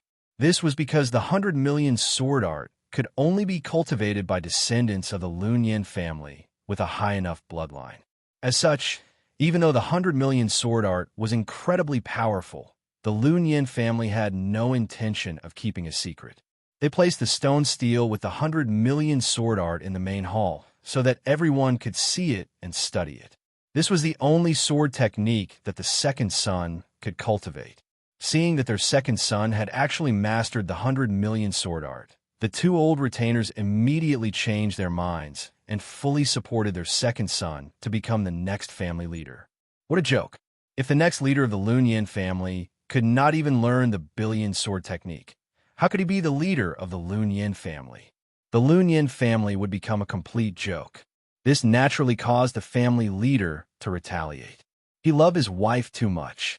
Even though he knew that his second son was the most suitable candidate, he still insisted on making his eldest son the successor. This idiot even used his own position to threaten him. He said that if he wanted to make his second son the successor, then he would even take away his position as the family head. He would never bow his head. He believed that true love was invincible. Unfortunately, while he believed that true love was invincible, it didn't mean that the two old men believed that true love was invincible. Furthermore, his second son had a sword arch as his mother. This was an important connection for the Lun Yin clan. As a result, the two old antiques had called a family meeting to expel the patriarch that very day. Afterward, the second son had been promoted to the position of patriarch, and the second son had become the youngest patriarch in the history of the Lun Yin family. Then, the second son, who had inexplicably become the head of the family, announced his first order, which was to capture the eldest son and his father. Don't get me wrong, he wasn't stupid enough to take revenge on his biological father at this time. He just forcibly extracted the blood of the two people and then went to do a paternity test. As a result, the greatest joke in the history of the Lun Yin family was born. The eldest son whom the family leader had protected so much, and whom he had risked his position to protect, was actually not a child of the Lun Yin family, but a bastard child of the family leader's wife and next-door neighbor, Old Wang. Furthermore, the two of them had been in an adulterous relationship for more than 40 years. A few days before Jinny had attacked, the two of them had even had sex and dreamed about the beautiful future of the Lun Yin family becoming the Old Wang family. Needless to say, the two adulterers were torn to shreds by the enraged old antique, while the eldest son was chased out of the Lun Yin clan. As for the patriarch who had almost ended the Lun Yin clan's legacy, he was locked up in the ancestral land forever to reflect on his mistakes.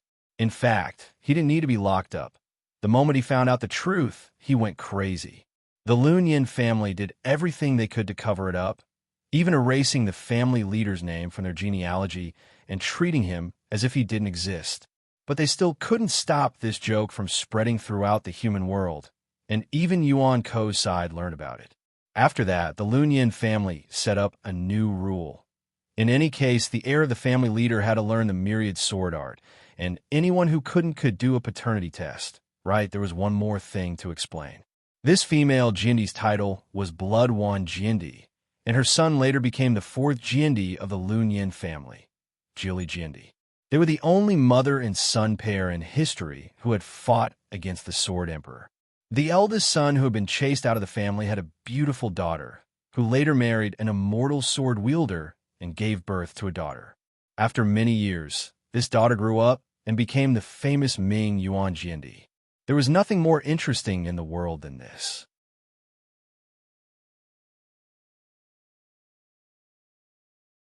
Chapter 393. Miss Liuyan Ling, don't you think it's a bit too much to use the billion swords technique against an ordinary sword wielder? Ashma, who was wearing a veil, said angrily. Indeed, using the billion swords technique was a bit too much. Since when do I, Liuyan Ling, need you Jerusalemites to meddle in my affairs? Liuyan Ling sneered.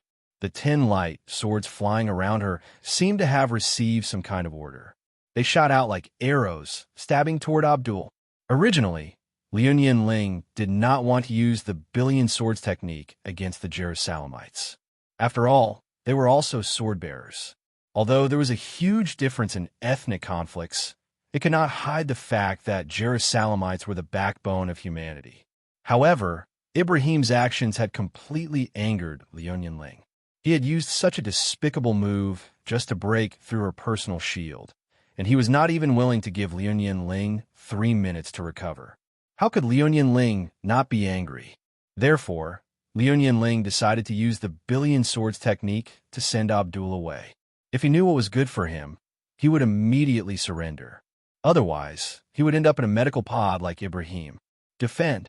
Abdul, order Maximilian to defend with all her might. She cannot dodge the attack of the billion swords technique. Ashma said loudly to Abdul. Although Abdul's forehead was dripping with sweat, Ashma did not want him to give up. Instead, she wanted him to continue fighting. Maximilian, activate the Knight's Guardian form. At Abdul's command, Sword Mistress Maximilian's helmet, which was originally open, immediately closed up. A sturdy mask that only revealed a pair of eyes extended from both sides, protecting Maximilian's entire head. At the same time, Maximilian's body shrank. Like a tortoise, she retracted all her limbs into the armor. Other than her hair, all other parts of her body were protected by the armor. Not a single part of her body was exposed. She became a steel fortress. This was Maximilian's ultimate skill, Knight's Guardian form. She used her sturdy armor to completely protect her body. The armor could withstand damage equivalent to the energy of a close-fitting shield. It was an extremely powerful defensive skill. Fool, don't you know that there is no turtle shell that our Lunyin clan cannot break? Liuyan Ling mocked him disdainfully. 10 light swords bombarded Maximilian's tortoise shell. A cloud of smoke instantly enveloped the entire battlefield, making it impossible for anyone to see what was going on inside. They only knew that after more than 10 seconds, an extremely disheveled figure rushed out of the thick smoke. The figure was none other than Maximilian. The golden armor that was as mighty as a celestial god's had become tattered.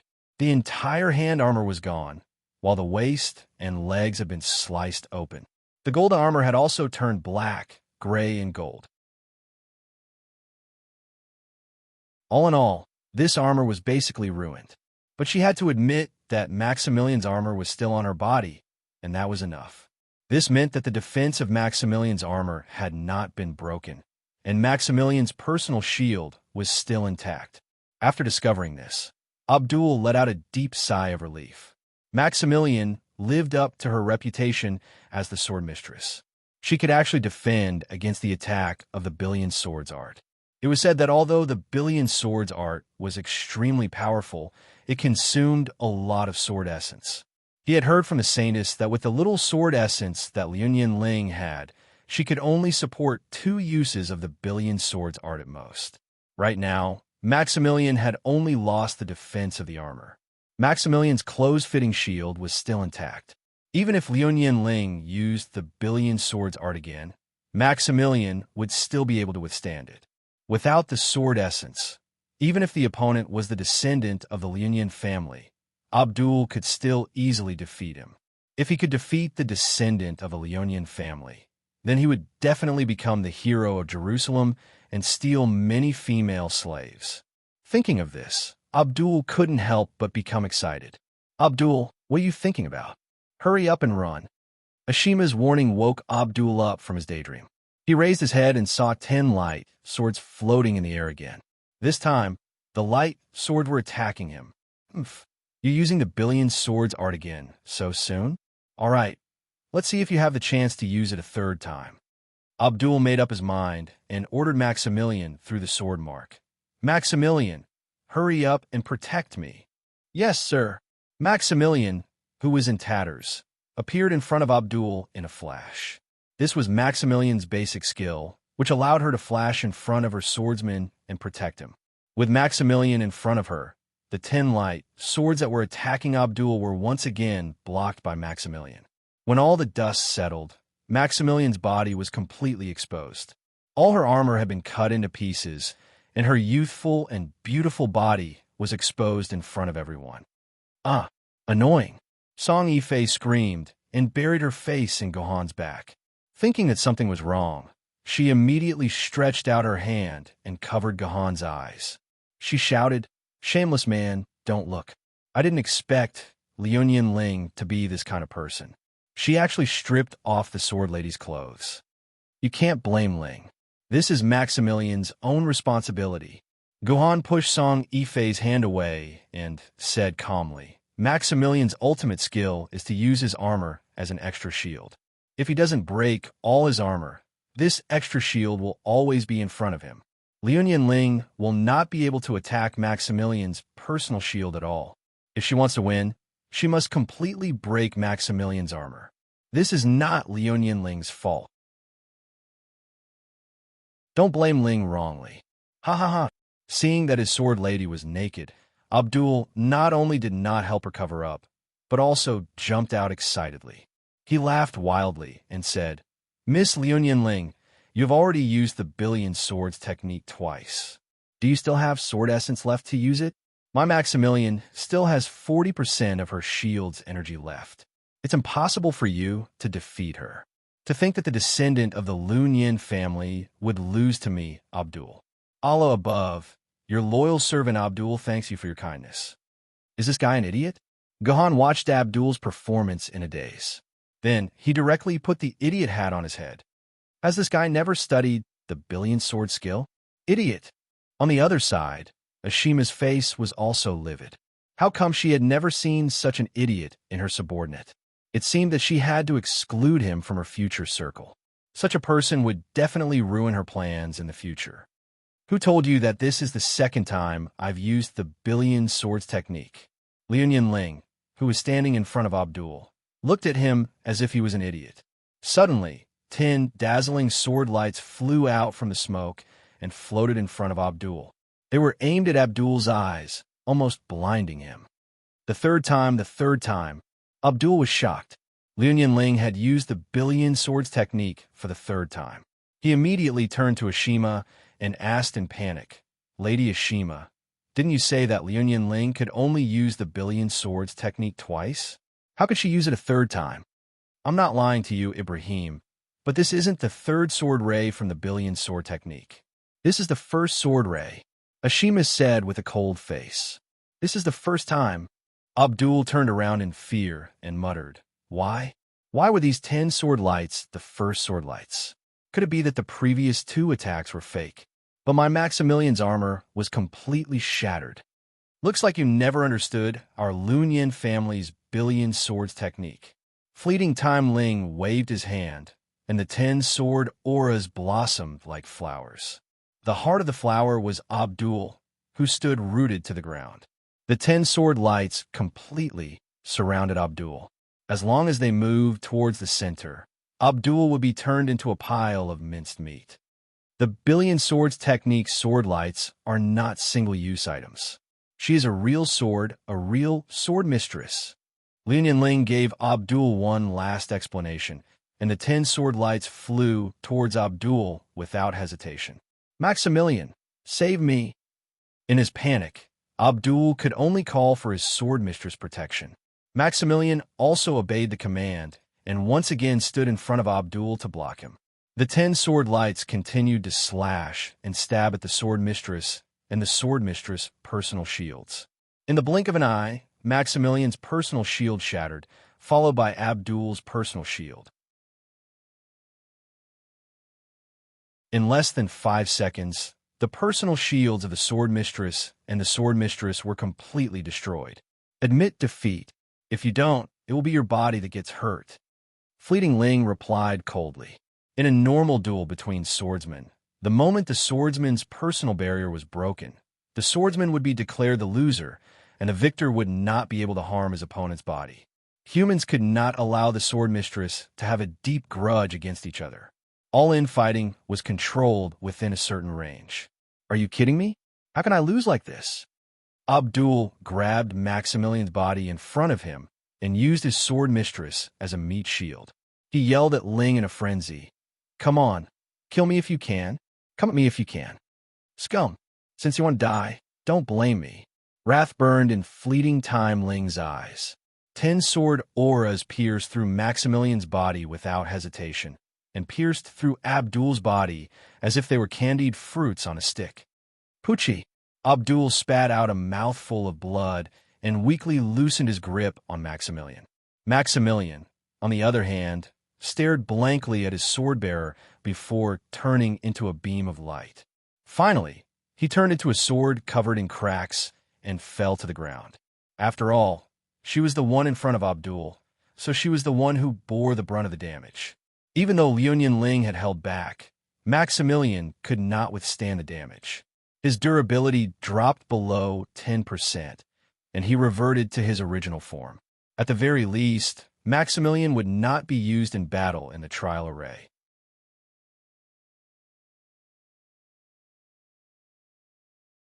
Chapter 394. I admit defeat. Abdul, who was lying on the ground with 4 to 5 holes in his body, was bleeding profusely and could die at any moment, but he used the last of his strength to say that he admitted defeat. Then he was carried off the stage by Ashma and stuffed into the medical pod. With that, Ashma was the only one left on the Jerusalem side. Have a good rest. Leave the rest of the battle to me.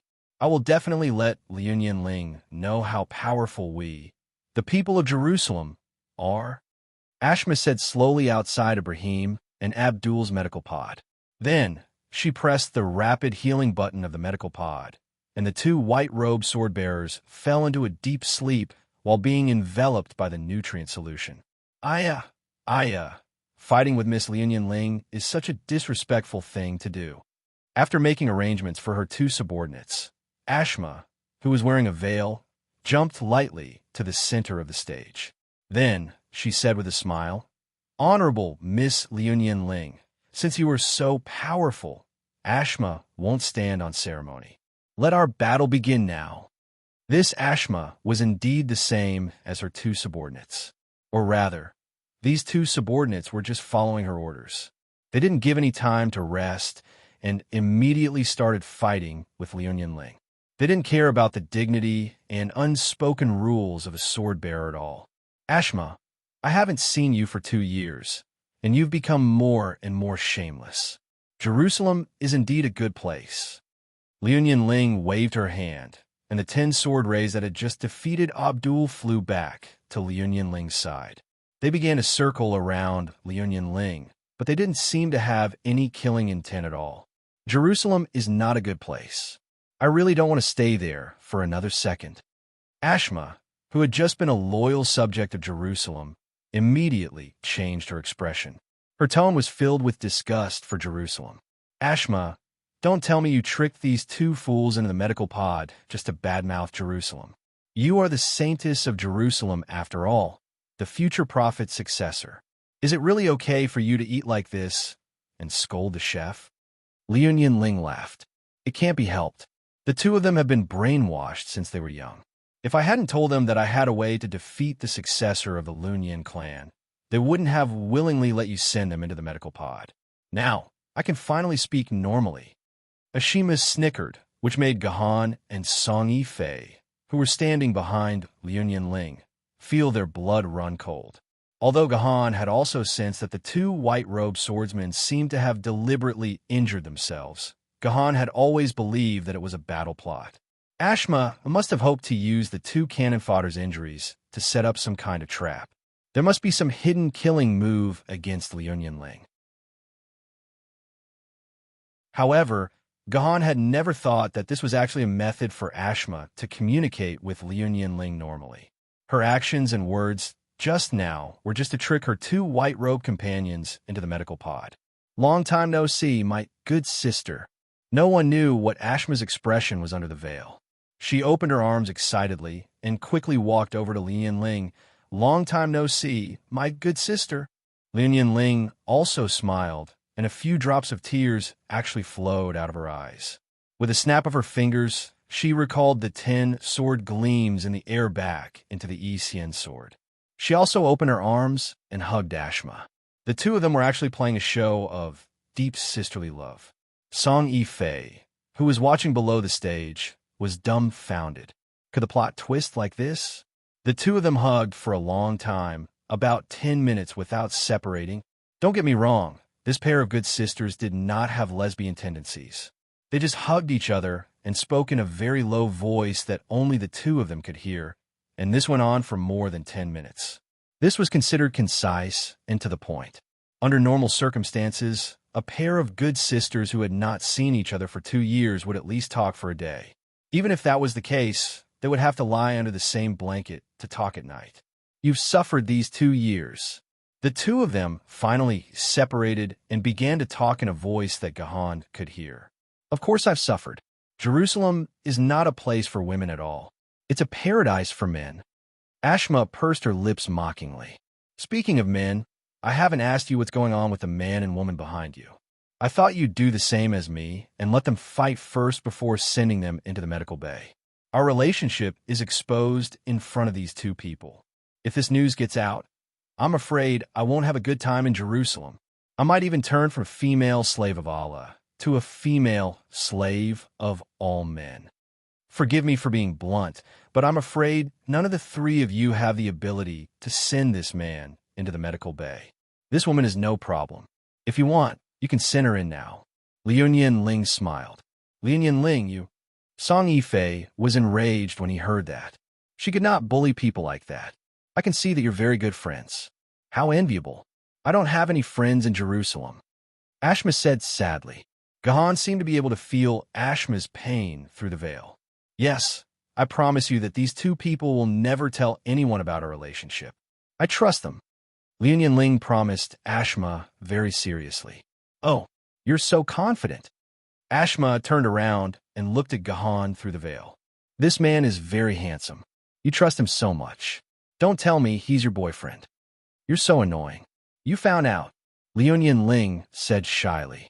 Wait, where did you get shyness from? If you were really shy, shouldn't you be denying that Gahan is your boyfriend? You really have a boyfriend? I just said it casually. This time, it was Ashma's turn to be confused. She knew Liu Ling. She was the descendant of the Liu family. Moreover, she was very proud and had never cared about other men. How about you have a boyfriend? It's true. You can ask him if you don't believe me. Liu Ling pointed at Gahan. Gahan smiled bitterly in his heart, but he could only nod and admit it. He and Liu Ling had an agreement. In front of outsiders, they had to pretend to be a couple.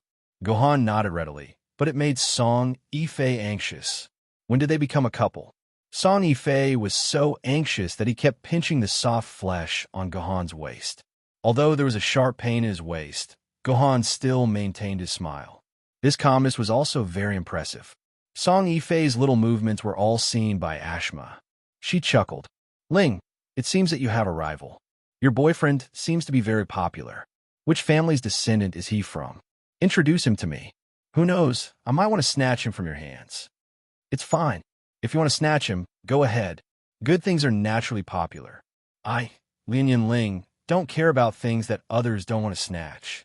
If you have the ability, you can snatch him from my hands. Liu Ling waved her hand nonchalantly. As for his family background, you've guessed wrong. He's just someone from an ordinary mortal family. He has nothing to do with our circle. You know, I like every man in our circle. From the moment they put on diapers, I see through all of them. Ordinary family. Ashma was shocked again. I didn't think that you, Ling, would like to play the game of a princess and a poor boy. Are you sure that your two ancestors will agree to this? They can't control me. I'm the heir of the Liunian clan, not a pawn for them to marry. If the head of the Liunian clan can't control his own fate, then the Liunian clan should roll down from its position as the #1 clan in the world. It doesn't deserve this position, Liunian Ling said proudly. You're always so domineering and do whatever you want. Liunian Ling's words seemed to provoke some sadness in Ashma's heart. She shook her head, temporarily dispelling the emotions in her heart. Ling, we've talked about old times. Let's continue the battle. Otherwise, I won't know what to say to those idiots when they wake up. We've only talked for a short while. Liunian Ling still had many things to say to Ashma, but from Ashma's tone, it seemed that she had no intention of continuing the conversation. Thus, Liunian Ling didn't force it.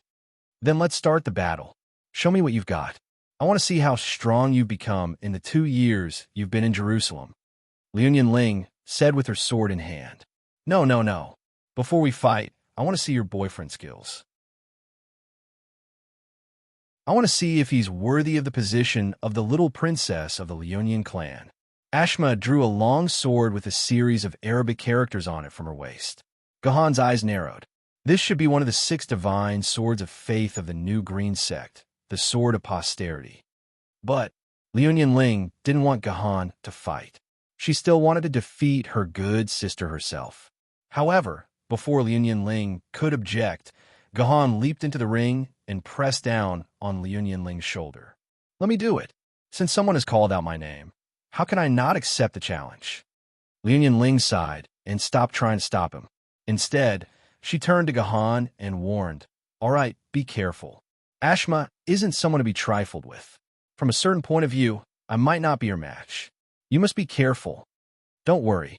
From a certain point of view, you're not my match either.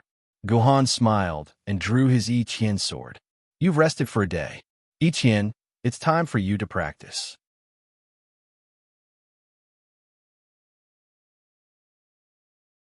Chapter 395. This heroine's head is still dizzy. Why did you call this heroine out? Etienne rubbed her head and glared at Gahan in dissatisfaction. Don't make this heroine fight so easily. Aren't you good enough yourself? Why don't you fight by yourself? I'm not as good as you, Gahan said sincerely. I'm not as good at fighting as you are. You seem to be quite honest. Etienne nodded in satisfaction. All right, this heroine will accept this fight. I like to see which arrogant fellow dares to go against this heroine. The #1 sword, Lady Etienne. Ashma was shocked when she saw the lazy and slightly drunk Etienne appear in the arena. She had only wanted to help Liunian Ling test Gahan's character. She had not expected Gahan to take out the heavenly sword. No wonder you've taken a fancy to him. Ling, you have a good eye. You've even pulled out Lady Etienne, who has been silent for 300 years.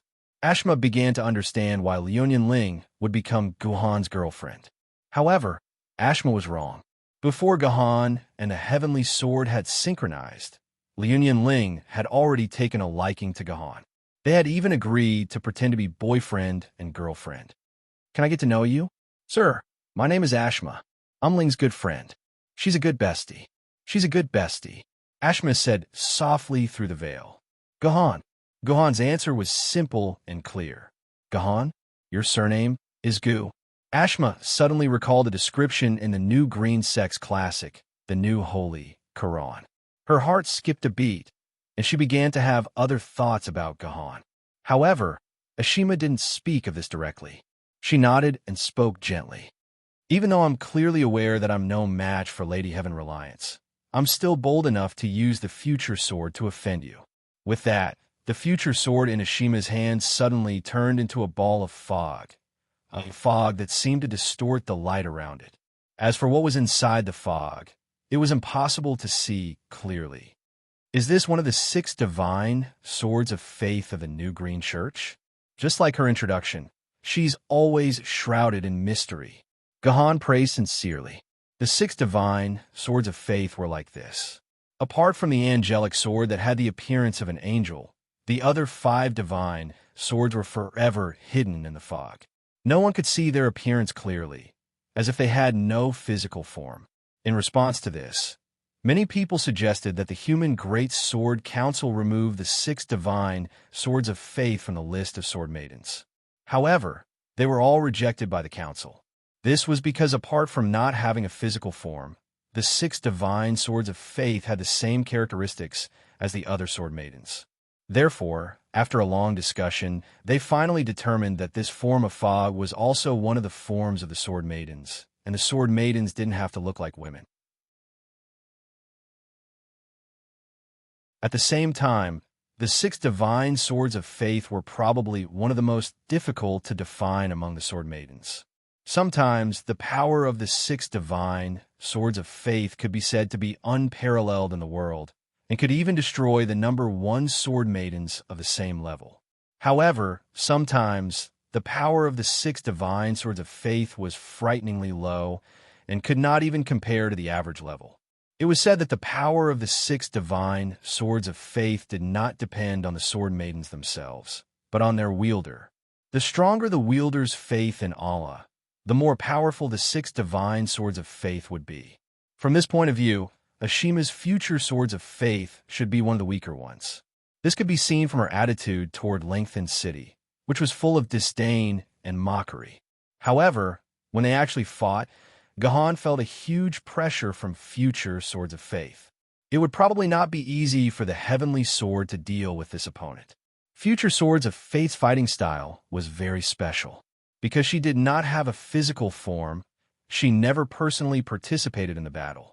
Instead, like her name suggested, she fought by intercepting the future of others. What did intercepting the future mean? You'll know when you see what happens next. Gohan was the 3rd time Heavenly Sword had appeared.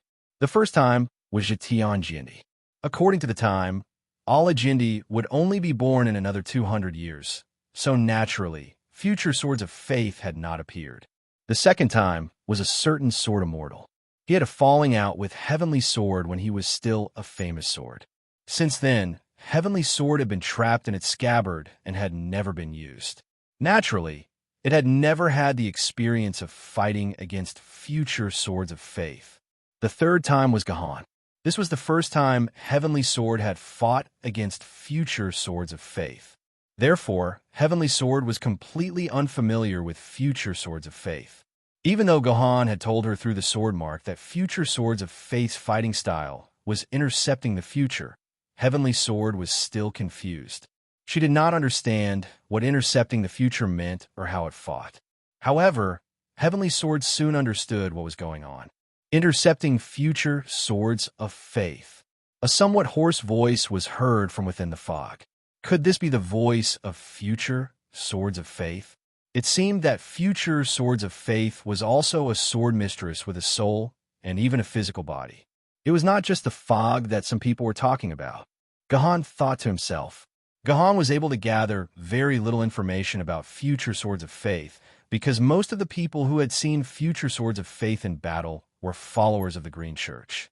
Followers of the Green Church never went online. If it wasn't for the fact that they wanted to maintain a certain level of contact with other cities, they might have even gotten rid of the internet in their base cities.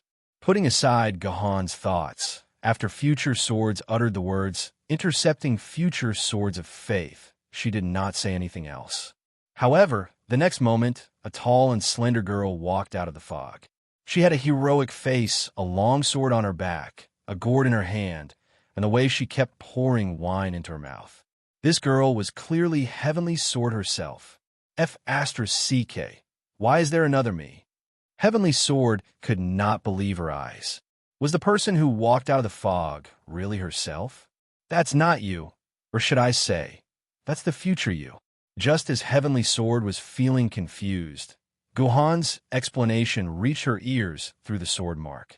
Intercepting future swords of faith is pulling your future self from the future to the present, and then turning you into a puppet controlled by future swords of faith to fight. That's my future self? Heavenly Sword suddenly felt her balls ache. Oh wait, Heavenly Sword was a sword mistress. She didn't have balls. Heavenly Sword suddenly felt her boobs ache, but she was also a little excited. Back when she fought with Jatian, she had fought all kinds of enemies, but fighting with herself was something she had never experienced before. Just thinking about it made her a little excited. Then let me see just how powerful my future self is. Heavenly Sword let out a long roar, and her body instantly turned into a bolt of lightning, charging towards her future self. Future Heavenly Sword's reaction was also very fast. When Heavenly Sword charged over, she immediately raised her Heavenly Sword. The two Heavenly Swords clashed, clashing for several dozen times. The two of them had a tacit understanding, not using any skills, only competing with the purest form of swordsmanship. However, from the looks of it, future Heavenly Sword's swordsmanship was inferior to the real Heavenly Sword. After several dozen moves, future Heavenly Sword was already at a disadvantage. The real Heavenly Sword broke through her swordsmanship's defenses, and she fiercely slashed her body several times. Only Dukong. In the end, the future Heavenly Sword could no longer endure being suppressed, and used a basic skill that only Dukong could use. The Heavenly Sword's blade instantly emitted traces of burning flames, as if it was burning alcohol. This was a skill that the future Heavenly Sword had used to forcefully endure 3 attacks from the real Heavenly Sword before landing on the real Heavenly Sword. After being hit, a trace of red appeared on the real Heavenly Sword's face. She was currently in a drunken state, and her movement speed and attack speed had decreased significantly. At the same time, she also had to endure 100 points of burning damage per second. Damn, you're shameless. We agreed that we wouldn't use skills. The real Heavenly Sword quickly took a few steps back, putting some distance between herself and future Heavenly Sword. However, after saying this, future Heavenly Sword regretted her words. She was also facing future Heavenly Sword. Wasn't saying she was being shameless the same as saying she was being shameless? How could she scold herself? Although future Heavenly Sword's logic was somewhat chaotic, it could not be denied that she was truly somewhat angry and anxious. Just now, she had inadvertently used only Dukong, forcing the real Heavenly Sword into a rather terrible situation. To the real Heavenly Sword, being in a drunken state was not a bad thing. After all, she was in a drunken state every day. She had long since gotten used to it.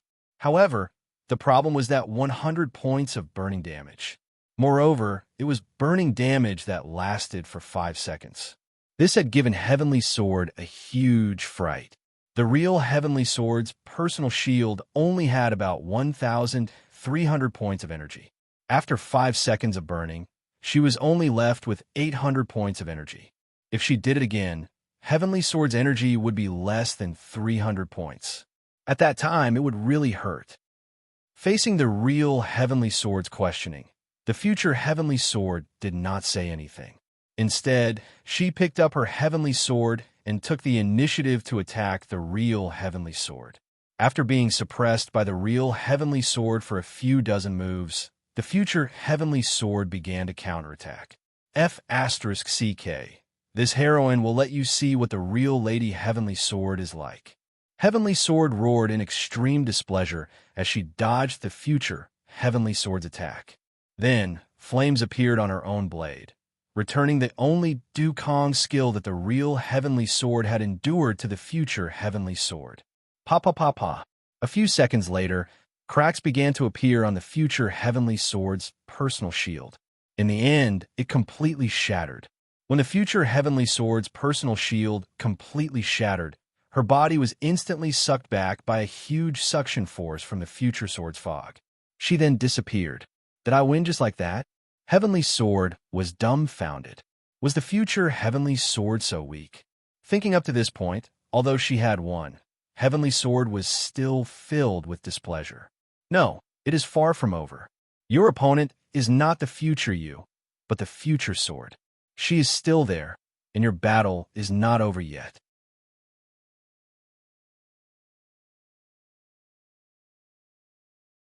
Chapter 396.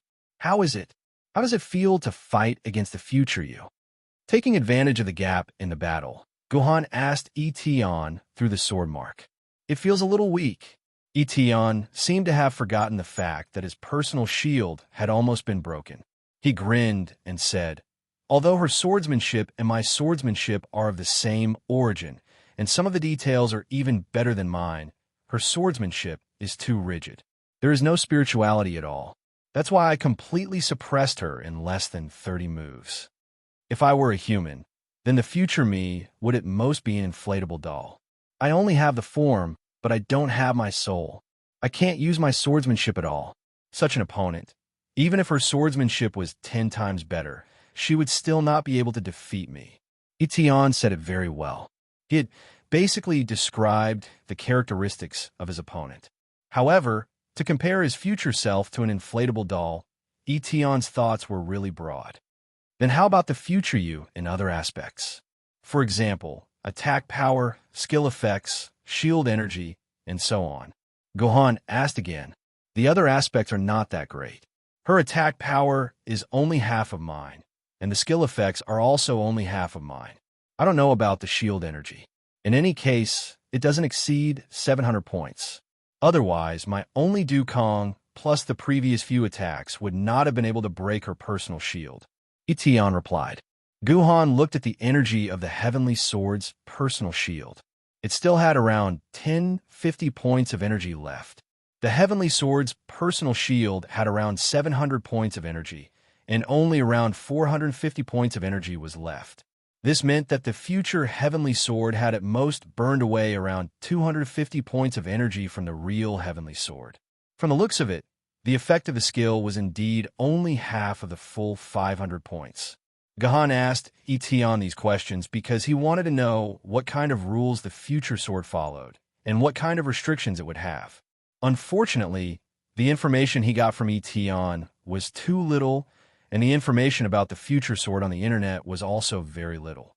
As for Sword Maiden Online, there was no existence of the future sword at all. Jerusalem City refused to provide the highest AI, Tamono Kakazi, with any information about the Sword Maidens in the Sword Pavilion, and also did not allow Sword Maiden Online to put Jerusalem's Sword Maidens data into the game. This directly caused a large number of Jerusalem's Sword Maidens to be missing in Sword Maiden Online. Therefore, Gohan could not come to a conclusion at all, because the information he could use was too little. P.S. There's a bug here. The author once said that Sword Maiden Online has all the Sword Maiden's data. I apologize here, I didn't think so much in the beginning, but when it came to Jerusalem, it became like this, so I have to fix it here. Sword Maiden Online only has a part of Jerusalem's Sword Maiden's data. Sword Maiden Online only has some Sword Maiden's data. Sorry, this is for you. Liu Ling suddenly sent a piece of information to Gohan's mind through her personal terminal. Although the communication with the outside world was cut off in the trial formation, it was still possible to maintain contact with personal terminals within a short distance. It was the same logic as when one's phone had no network and signal. It did not stop one from using Bluetooth to communicate with another phone. Gohan immediately read through the information Liu Ling gave him. It turned out to be the complete information on the future sword. It was like someone had sent him a pillow just when he wanted to doze off. This Liu Ling really understood Gohan's needs. Due to the Liu family's vast network of connections and information network, the Liu family's information on the future sword was much more than what could be found on the internet. The information on the future sword was also much more detailed. First of all, the future sword could not take 100% of the Sword Maiden's future attributes. Based on the wielder's sword essence and talent, it could take 20% to 200% of the Sword Maiden's attributes. In other words, if the Heavenly Sword had 100 attack power at some point in the future, then the attack power of the Heavenly Sword would be between 20 to 200 points. However, other than Alajindi, the other wielder of the future sword could only take less than 100% of the Sword Maiden's attributes. No other wielder could break the 100% limit. Secondly, there was the problem of the intercepting time. There was an obvious reason. If the future Heavenly Sword was intercepted a week later, it would definitely not be as strong as the future 1 month later. However, if the future Heavenly Sword was intercepted a few decades later, then it would be interesting. The future Heavenly Sword would be many times stronger than the current one. Even if it was only 20%, it would be able to completely crush the current Heavenly Sword. However, power was bound to be accompanied by some sort of limitation. The further into the future the Heavenly Sword was intercepted, the more sword essence it would consume. Even though the information did not clearly record how much sword essence it would consume, there was a clear standard. Aside from Sword Emperor Anla, there was at most one sword wielder who had intercepted a future fragment 1 month and 3 days into the future. Combined with what he had experienced with the Heavenly Sword, Gohan could roughly conclude that Ashima's intercepted attack power was around 50%. This was a very good figure. The owners of the future swords from other eras had only managed to intercept 50% of the sword essence at most when they were treasure swords. Ashima's talent could already be ranked at the top among all the previous sword wielder. Aya, looks like your strength hasn't changed much in 5 days, Lady Heavenly Sword, Ashima said with a smile. However, what did she mean by that? What did she mean by Lady Heavenly Sword's strength hasn't changed much in 5 days? Could it be that the future swords had intercepted Heavenly Sword's power 5 days later? Could it be that you're intercepting the Heavenly Sword from 5 days later? Gohan asked Ashima directly. That's right. The one who fought against Lady Heavenly Sword 5 days later was Lady Heavenly Sword 5 days later. That's why I said that Lady Heavenly Sword still needs to work harder. Your strength hasn't changed much in 5 days. Isn't that too lazy? Ashima said with a smile. You're wrong. The lazy one isn't Heavenly Sword, it's me. Gohan pursed his lips. Heavenly Sword's strength is completely dependent on me. The more sword essence I have, the stronger Heavenly Sword will naturally be in the future. That's right. That's the logic. Ashima's hand reached into the mist formed by the future swords. Then let me see if Mr. Gohan's strength has improved after a month. As Ashima's voice fell, the future Heavenly Sword once again walked out of the mist formed by the future swords. The Heavenly Sword 1 month later didn't look any different from the Heavenly Sword 5 days ago. However, for no reason, a soul-stirring aura emerged from the Heavenly Sword 1 month later. On the other side, Ashima, who had summoned the Heavenly Sword 1 month later, lost her balance and almost fell to the ground. She was panting heavily. Just as the information said, 1 month was probably Ashima's limit. After intercepting the limit of what the future swords could do, Ashima's sword essence was almost depleted. Hey, I'm a little interesting this time. The real Heavenly Sword's eyes lit up when it saw its opponent. The person most sensitive to the Heavenly Sword 1 month later should be the real Heavenly Sword herself. Just from the aura emitted by the Heavenly Sword 1 month later, the real Heavenly Sword knew that this battle wouldn't be as simple as the Heavenly Sword 5 days later. As expected, when the real Heavenly Sword and the Heavenly Sword 1 month later fought, the situation was completely reversed. Originally, in the previous battle, the real Heavenly Sword had suppressed the Heavenly Sword 5 days later. But now, he was actually being suppressed by the Heavenly Sword 1 month later.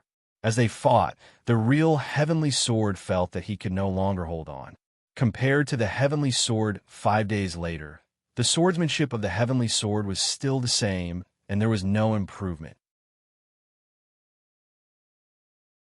However, what was shocking was that the attack power of the Heavenly Sword had increased by more than 5 times.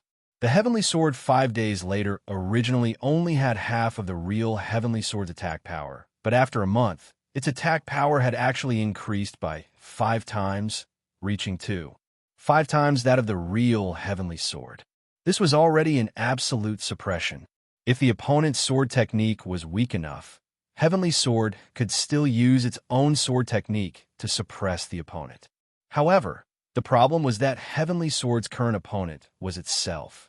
Although its sword technique was rigid, its foundation was definitely the same as Heavenly Sword. This caused the real heavenly sword to be unable to rely on its own sword technique to suppress the opponent and gain an advantage. After exchanging a few dozen blows, the real Etion rolled away in a wretched manner and dodged a fatal attack from the real Etion. Then, he retreated madly and widened the distance between him and the real Etion. At that moment, the real Etion was panting heavily and his clothes were drenched in sweat. "Hey, Gahan, did you eat gunpowder a month later? Why are you so abnormal?" Heavenly Sword said helplessly. There was only one reason why the opponent's attack power had increased by 5 times, and that was because as the wielder of the Heavenly Sword, Gohan's sword element had also increased by 5 times. Currently, Gohan's sword element was more than 2,700 quarks. If it had increased by 5 times, wouldn't it be around 11,000 quarks? Could it be that Gahan would become a famed sword-level sword wielder in a month's time? Not only did Gahan not expect such a result, even Ishima, who had summoned the Heavenly Sword 1 month later, was dumbfounded. She pointed a finger at Gahan's head, her voice trembling as she choked out a sentence. "You're abnormal." Yes, if the Heavenly Sword that had been summoned was really the Heavenly Sword 1 month later, then there was no doubt that Gohan was an abnormal person. In a month's time, he had increased his sword element by 5 times, reaching around 10,000 quarks. Although it could not be said to be unprecedented, it was not far from being unprecedented. The number of people who could surpass Gahan's result could be counted on one hand. You're tuning in to the Warrior Lore YouTube channel. Don't forget to subscribe and join us on this journey to catch the most captivating stories.